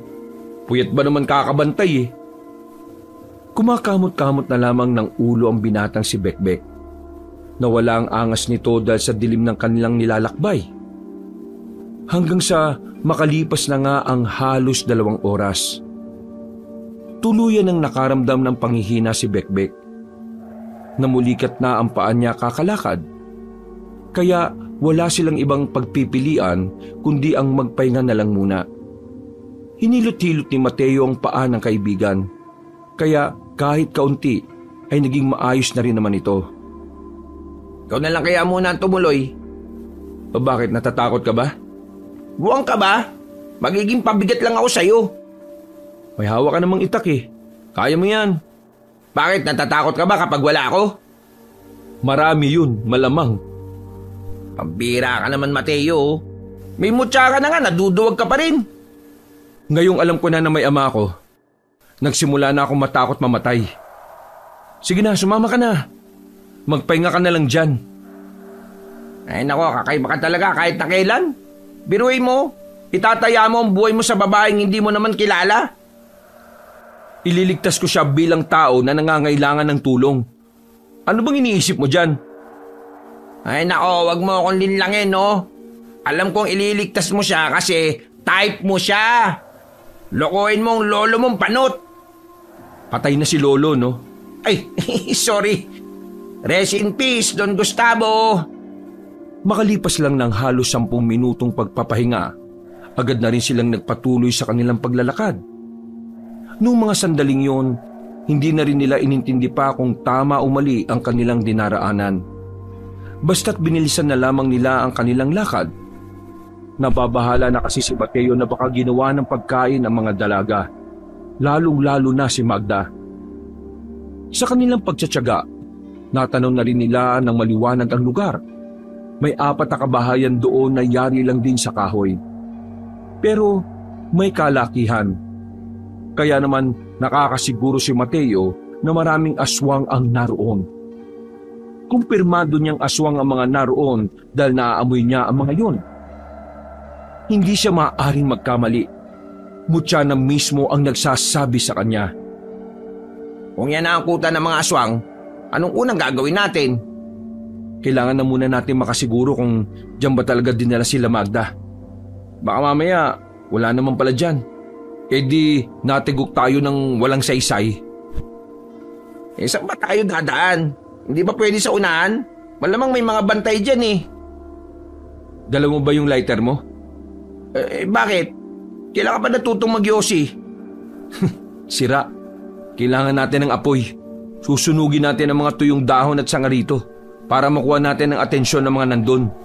Kapag distracted na sila, madali na tayo makakapasok sa kuta nila. Ah, ganun ba? Buti na lang nadala ko. Agad na tinapon ng magkaibigan ng mga dahon. Sinunog nila yon. Nang malaki-laki na ang apoy, dali-dali na silang umalis sa kanilang kinalalagyan. Lumipat sila ng pwesto. Mas malapit na sila sa kuta na kung saan mas nakikita na nila ang mga aswang sa loob. Nagpupuntahan na ang iba doon, oh. Galing mo. Nag-iisip ka pala. Nagtataka ka pa. Ikaw nga, alalay ni Mama, duwag eh. Nang makakuha na ng tamang pagkakataon, dali-dali silang gumapang patungo sa gilid ng bakuran. Muntikan pang mapasigaw si Bekbek nang makagat ito ng malaking langgam. Buti na lamang ay kagad na tinakpan ni Mateo ang bibig ng kanyang kaibigan. Huwag kang sumigaw. Parang kagat lang ng langgam eh. Hindi, sira ulo. Langgam nga kumagat sa akin. Tambuwala naman. Nanahimik sila bigla nang makita may mga papataan na aswang. Nakatago lang sila sa mga halamanan. ni hindi sila gumagawa ng kahit na anong pagkilos. Kaunting galaw lang kasi ng halaman, alam nilang maghihinala na kaagad sa kanila ang nasa paligid. Paglagpas ng mga aswang, nagmamadali silang bumangon. Nakahinga ng maluwag ang dalawa. Pero hindi pa roon nagtatapos ang kanilang pagsubok. Kailangan pa nilang hanapin kung saan dinala ang mga babae. May naririnig akong mga iyak ng babae sa banda ron. May mga nagbabantay din. Anong gagawin natin? Akong bahala. Susubukan kong isa-isahin sila. Dito ka lang ha. Sesenyas na lang ako kapag pwede ka nang sumunod. Bida-bida ka na naman ha. Wala na tayong choice eh. Ano ka ba?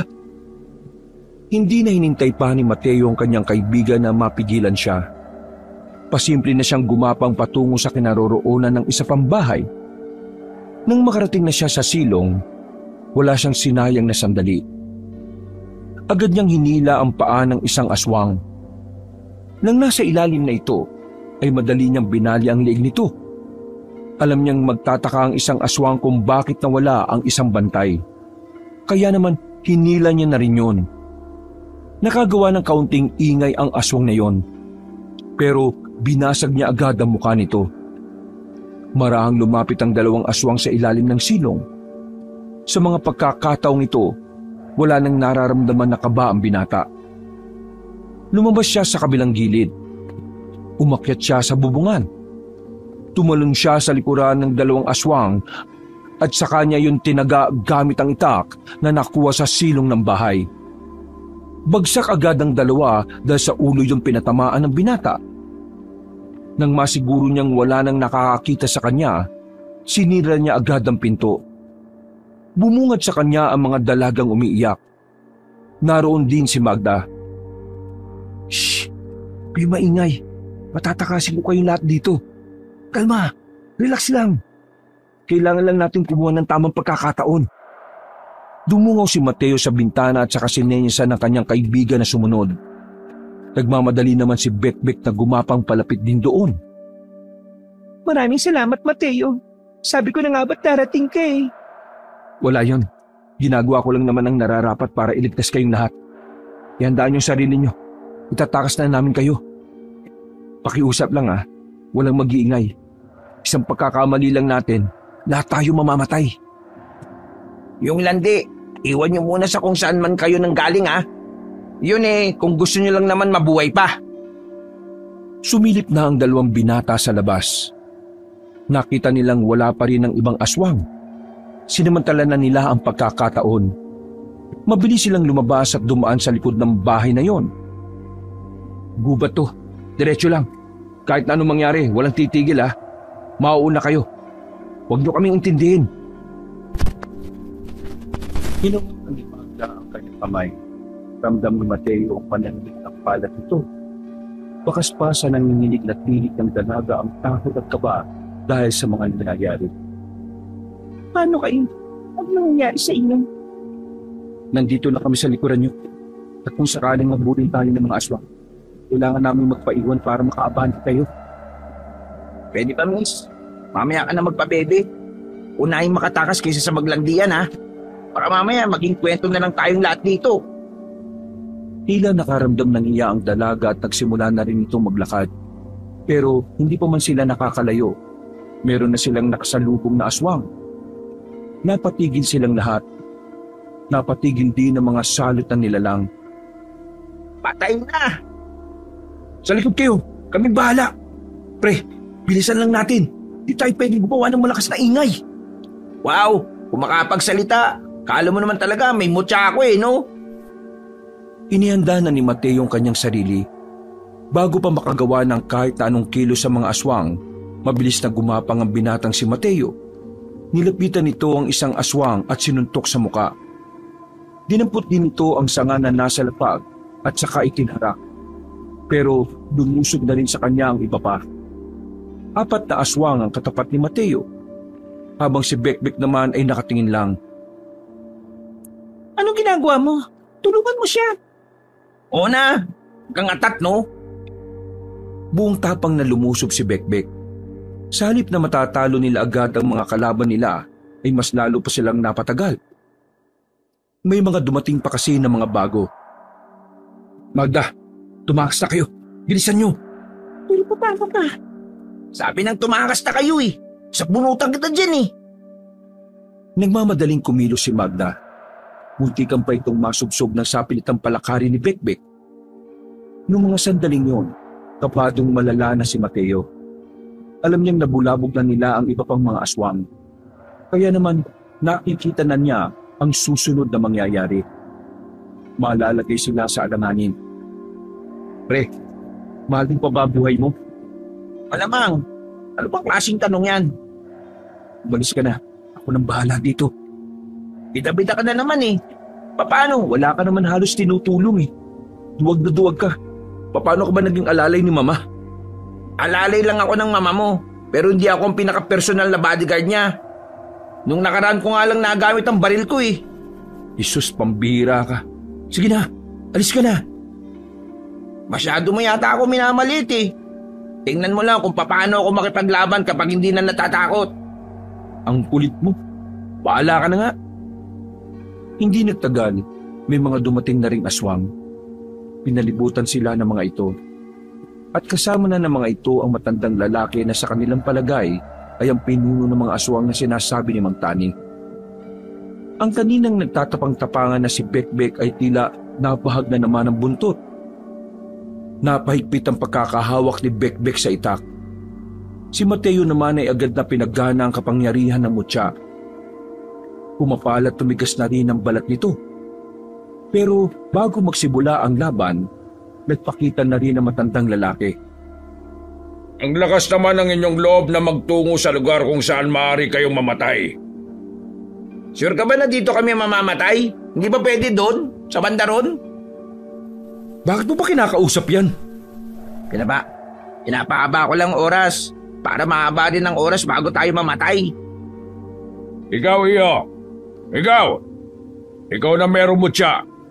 Bibigyan kita ng pagkakataon na isuko mo sa akin ang mutya at hayaan ko kayo makalis.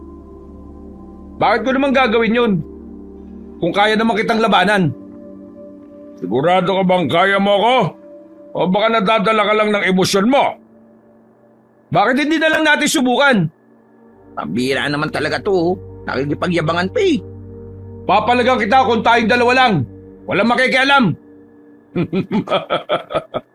Kung yan ang gusto mo, sige, ibibigay ko sa'yo. Pre, gumilid ka lang. Sakaling makita mong tagilid na ako, umalis ka na kaagad ha. Hindi na hinintay pa ni Mateo na kumontra ang kanyang kaibigan. Lumapit na siya sa harapan ng matandang lalaki. Pinakita niya kaagad ang kapangyarihan ng mutya ng buwayang puyat. Mas lumitaw ang kakaibang balat ni Mateo. Mabilis na tumakbo si Mateo palapit kay Mang Borong. Magkakasunod na pag-atake ang kanyang ginawa. Tinamaan niya agad ang matanda at tumilapon ito sa harapan ng mga aswang. Akmang lalapit ang mga aswang pero pinigilan lamang ito ng matanda. Huwag kayo makikialam. Gusto kong masolo ang isang ito. Nagpakita naman ng nakakainsultong ngiti ang matandang lalaki. Mga ilang sandali lang ay agad na rin itong nagbago ng anyo. Malakas ang puwersa ng matanda nang magbunuan ng dalawa. Sinuntok nito si Mateo sa tiyan, pero dahil sa kapal ng balat ng lalaki, hindi yun umubra. Nahawakan naman ni Mateo ang kamay ng matanda. Buong puwersa niyang pinihit ang kamay nito. Sa isang iglap lang, nabali agad ang kamay ni Mang Borong. Ikinagulat yun ng lahat ng aswang. Pero hanggang sa mga sandaling yon, hindi pa rin siya nakikialam. Masyado kasing mataas ang tingin ng matanda sa kanyang sarili. Sa isip-isip ni Mateo, para bang merong mali sa nangyayari. Hindi niya kasi maramdaman kung gaano kalakas ang kalaban niyang matanda. Pakiramdam lang niya ay napakalayo ng agwat. Siguradong tinatago lang niya ang totoo niyang lakas. Di ako pwedeng maging kampante. Parang walang nangyari nang muling lumapit sa kanya si Mang Borong. Mabilis pa rin ang pagkilos nito. Sa katunayan, nagawa na nitong ipatama ang bawat kalmot at suntok nito sa binata. Ang kaso nga lang, sadyang makapal at matigas talaga ang balat ni Mateo. Walang iyakang tao ka! Bakit hindi ka tinatablan ng mga ginagawa ko? Ginagalit mo talaga ako, ha? Kagaya ng pagkakaalam mo, mutya ng buwayang puyat ang gamit ko. Hindi tatalab sa akin ang mga simpleng pagkalbot at suntok mo. Kaya naman, ilabas mo na ang totoong lakas mo. Kung yan ang gusto mo, sige, pagbibigyan kita. Biglang nagbago na naman ang anyo ng matandang lalaki. Mas sumaba ang buhok nito. Wala na ang imahe ng pagiging anyong tao nito. Napalitan na ito ng isang halimaw na sobrang nakakatakot ang itsura. Humahaba rin ang dila nito na parang ahas. Ang magkabilang kamay naman ay mas lumaki na parang kayang-kayang dakmain ang buong mukha ng binata. Pag-atake ni Mamborong, ikinagulat yun ni Mateo. Sobrang bilis kasi ng matanda. At sa pagkakataong ito, nararamdaman na ng katawan niya ang bawat suntok nito sa kanya. Sa puntong yon, tila nababasa na ni Mateo na may tsansa ng makapalag si Mamborong sa kanya. Kaya naman, ilalabas na rin niya ang kanyang tunay na lakas. Sige, itotodo ko na rin to. Bastang umapaw ang kakaibang enerhiya sa katawan ni Mateo sa mga pagkakataong ito. Paghataw niya ng suntok sa matanda, muli itong tumilapon. Pero agad din namang nakabangon at bumalik sa kanya.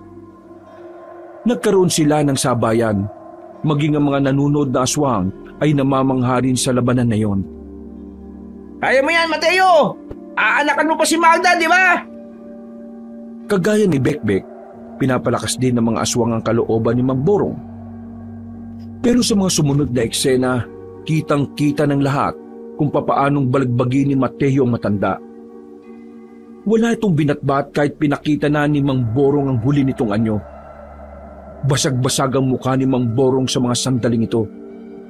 Pero hindi pa rin ito tinitigilan ni Mateo hanggang sa tuluyan na nga itong bumagal sa pagkilos. Hindi ako pwedeng matalo.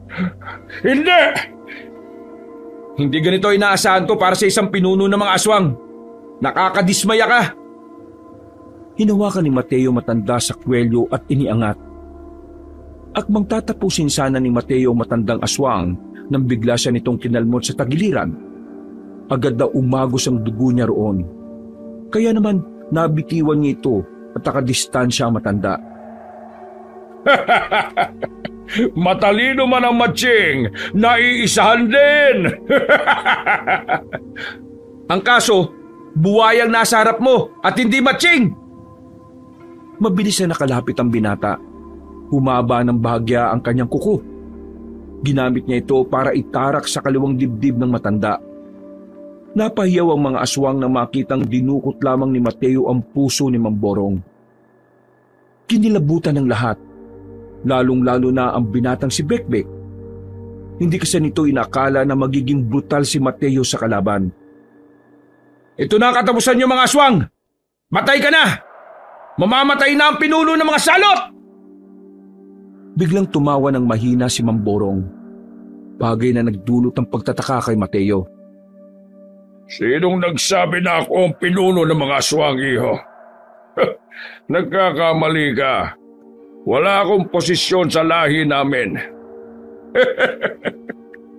Naisahan ka namin! Mga ilang sandali lang ay tuluyan ang nawala ng hininga matanda. Napaisip naman si Mateo sa sinabi ni Mamborong. Maging ang mga aswang din na naroroon ay nagtatawanan na rin. Tila isang malaking insulto kay Mateo ang mga naririnig niya. Nasa akmang lulusubin na niya ang mga aswang nang may marinig siyang pamilyar na boses. Sinukat lang namin kung hanggang saan ang lakas mo. At ngayong nakita ko na ang kapasidad ng mutya. Ngayon ko lang ipapaalam ang katotohanan na di mo gugustuhin malaman. Boy, hindi si Mamborong ang pinuno ng mga aswang, kundi ako! Nagsarado ang kamao ni Mateo sa kanyang narinig. Gusto niyang lusubin agad ang binatang yon pero nakaramdam siya ng kakaiba nun. Paano ikaw ang pinuno? Ang hinaina mo nga nung una kang makalaman ni Mang Tani. Kung ipapakita ko kagad ang tunay kong lakas sa unang pagkikita, di nalaman niyo kagad kung paano ako tatalunin. Siyempre, bago ko ipaalam kung sino ako, kailangan ko munang patayin ng taong tumutulong sa inyo. Kaso hindi siya namatay. May hina rin ang mga aswang na pinadala mo sa kanya eh. Yung matandang albularyo na yon, hindi namatay. Tingnan mo nga naman, matagal din palang mamatay ang mabubuting damo. Hindi naman damo si Mang Tani, tanga ka pala eh. Mas tanga ka. Hindi ka ba nakakaintindi ng matalinghagang salita? Manda ka na, Bekbek. Ngayon ko kailangan ng tulong mo. Mga kasama, lusubin niyo ang dalawang yan. Gusto kong ubusin niyo muna ang lakas ng isang yan bago siya umarap sa akin. Para wala nang kahirap-hirap na papaslangin ko ang mahinang nilalang na yan. Hindi nagtagal, makakasabay na lumusob ang mga aswang. Malakas-lakas pa rin naman si Mateo. Pero hindi niya may kakaila na hindi na siya kagaya ng simula.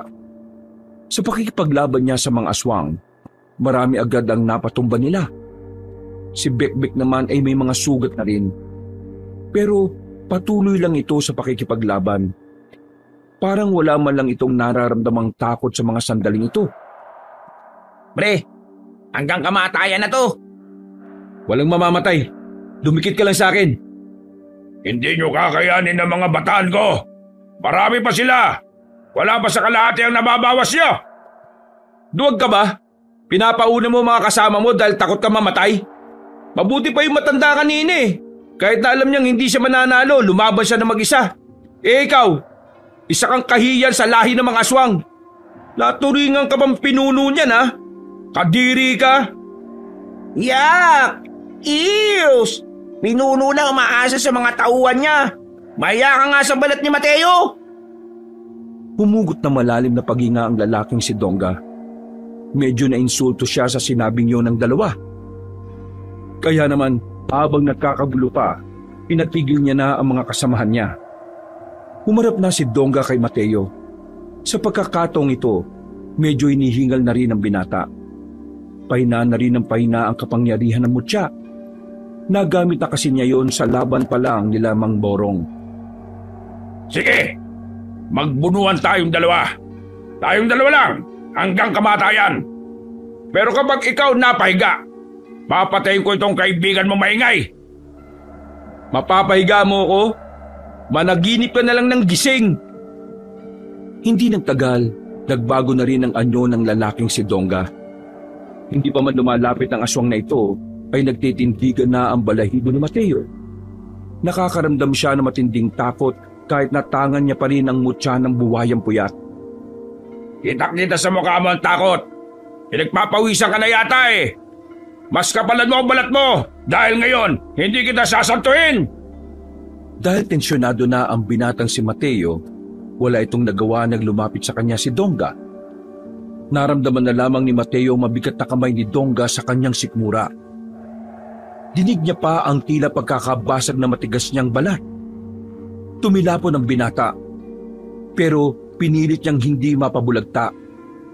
Kumapit siya sa lupa. Pinilit niyang makatayo ulit kahit na ramdam niya ang sakit sa kanyang sikmura. Sa mga sandaling yon, kitang-kita na niya ang pagkakaiba nila sa lakas. Dahil kasi sa pagbuhos niya ng kanyang lakas kay Mamborong, pakiramdam naman niya ay mahina na ang katawan niya. Pero tumingin siya kay Bekbek. Ang kaibigan na lamang niya ang kinukuhanan niya ng lakas. Kapag nagpatalo siya, mamamatay ito. Eto pa! Nanlaki ang mga mata ni Mateo nang nasa gilid na naman niya si Donga. Mabuti na lang ay kinaya niyang makailag. Tumalon siya palayo. Pero pagbagsak niya, sinundan agad siya ni Donga. Tinamaan siya sa muka. Bumalandar siya sa tapat ng malaking puno. Pinilit niya pa ring hindi mapahiga. Tinibayan niya ang kanyang tuhod. Pagtingin niya kay Donga, ay gumigewang-gewang ito sa paningin niya. Nakakaramdam na siya ng pagkahilo. Pre, huwag kang susuko. Isipin mo na lang si Mang Tani at Senyora Abella. Ayusin mo pa ang pamilya mo kaya dapat kang lumaban. Napangiti si Mateo sa kanyang narinig. Kahit na papaano, lumakas ang kanyang loob. Nagkaroon siya ng lakas para mas lalong tibayan at labanan ang kanyang kalagayan. Akala mo ba hayaan ko na lang na manalo ka sa laban na to? Patayin mo muna ako! Madali naman akong kausap eh. Dinakma ni Dongga ang kanyang muka. Pilit itong dinudurog ang muka ni Mateo. Buti na lamang ay nakabuelo si Mateo para masuntok na malakas si Dongga. Tinamaan niya yon sa tagiliran. Dahil sa kanyang ginawa, nagkaroon siya ng pagkakataon para makadistansya. Hindi na nagsayang ng oras si Mateo. Sinundan niya ang suntok na yun. Pero sa kasamaang palad, nahawakan ni Dongga ang kanyang kamao. Hinila siya nito at sinalubong ang malakas na namang suntok. Nabasag naman ang balat niya sa bandang dibdib. Tumilapon si Mateo sa harapan mismo ni Bekbek. Buti na lamang ay nasalo siya nito kaya hindi ito tumumba. Pre, ayos ka lang? Kita mo ng bugbog yung tao, tatanungin mo pa ako ng ganyan. Wala lang. Gusto ko lang magtanong. Pre, sakaling mamatay ako dito, pakisabi kina tatay at mama na mahal ko sila. Inuutusan mo pa ako? Huwag ka nang mamatay para ikaw na magsabi, no? Ibubuhos ko na ang natitirang lakas ko.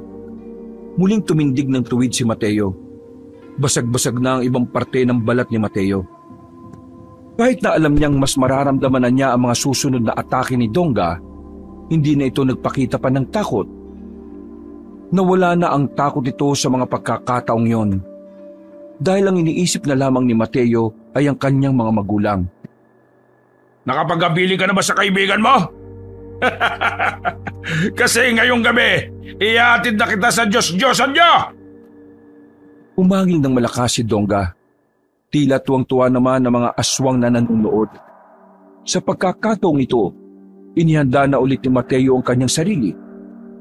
Bumuntong hininga ang binata. Kahit medyo nanlalabo ng paningin, nanatiling nakatuon ng kanyang atensyon kay Dongga. Nang makita niyang papalapit na ito sa kanya, inipon niya ang lahat ng lakas niya sa kanyang kamao. Ito na lang ang natitira niyang pag-asa.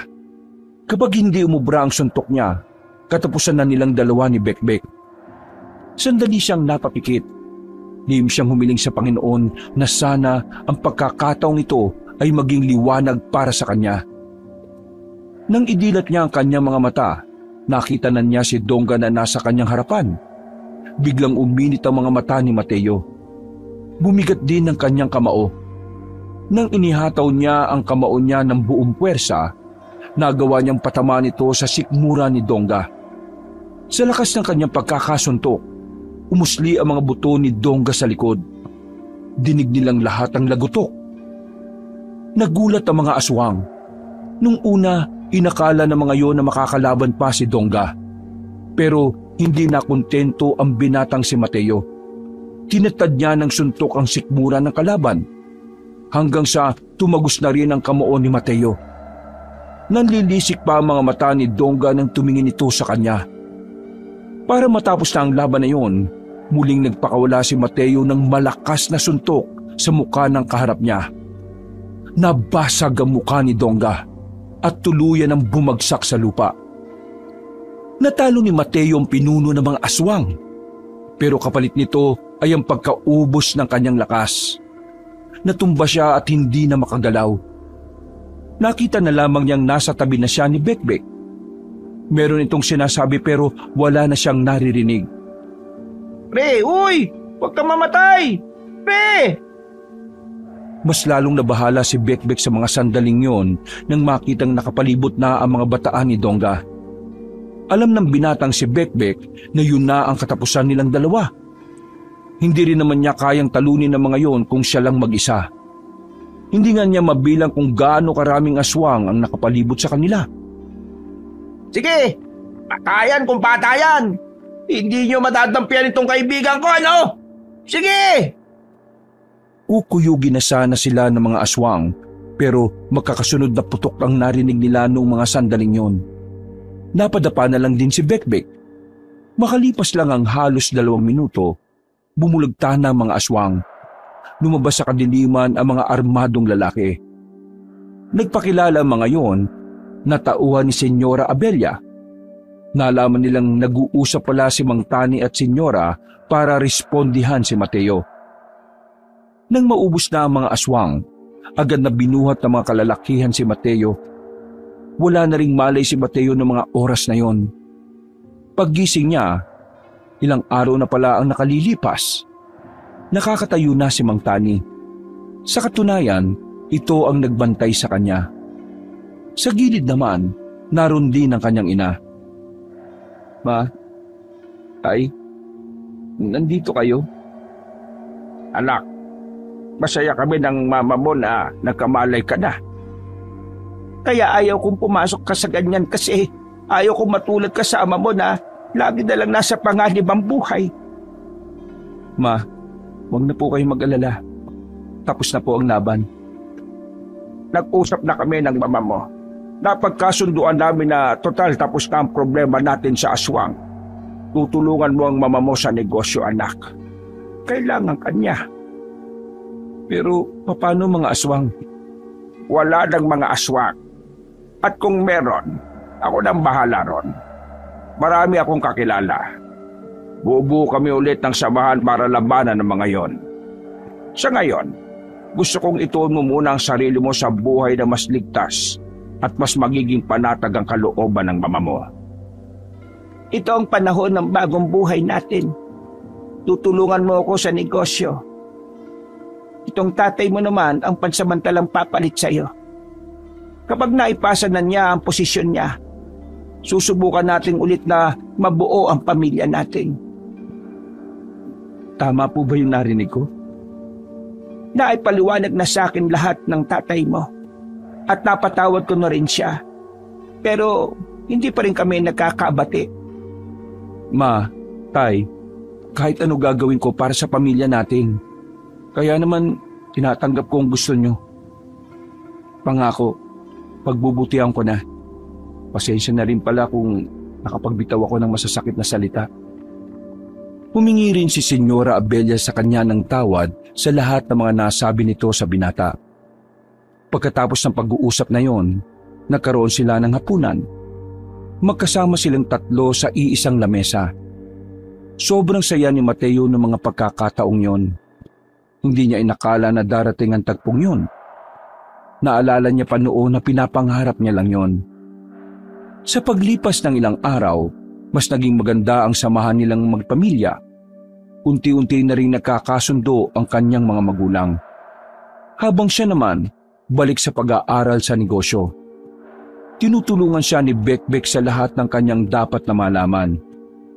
Mula noon, nakontento na sa buhay si Mateo ngayong buo na ulit ang kanyang pamilya. Masaya na siya at wala nang mahihiling pa. Kasabay ng pagkabura ng mga aswang sa kanilang probinsya ay ang pag-usbong ng bagong buhay ni Mateo kasama ang pinakamamahal niyang tao, ang kanyang ama at ang kanyang ina na matagal na niyang pinapangarap na makapiling. Di nagtagal, nagkasundo rin sila ni Magda. Nagkaroon sila ng sariling pamilya at nagkaroon rin ng mga anak. At doon na nga nagsimula ng panibagong buhay si Mateo at bumuo ng masagana at masayang pamilya. Wakas,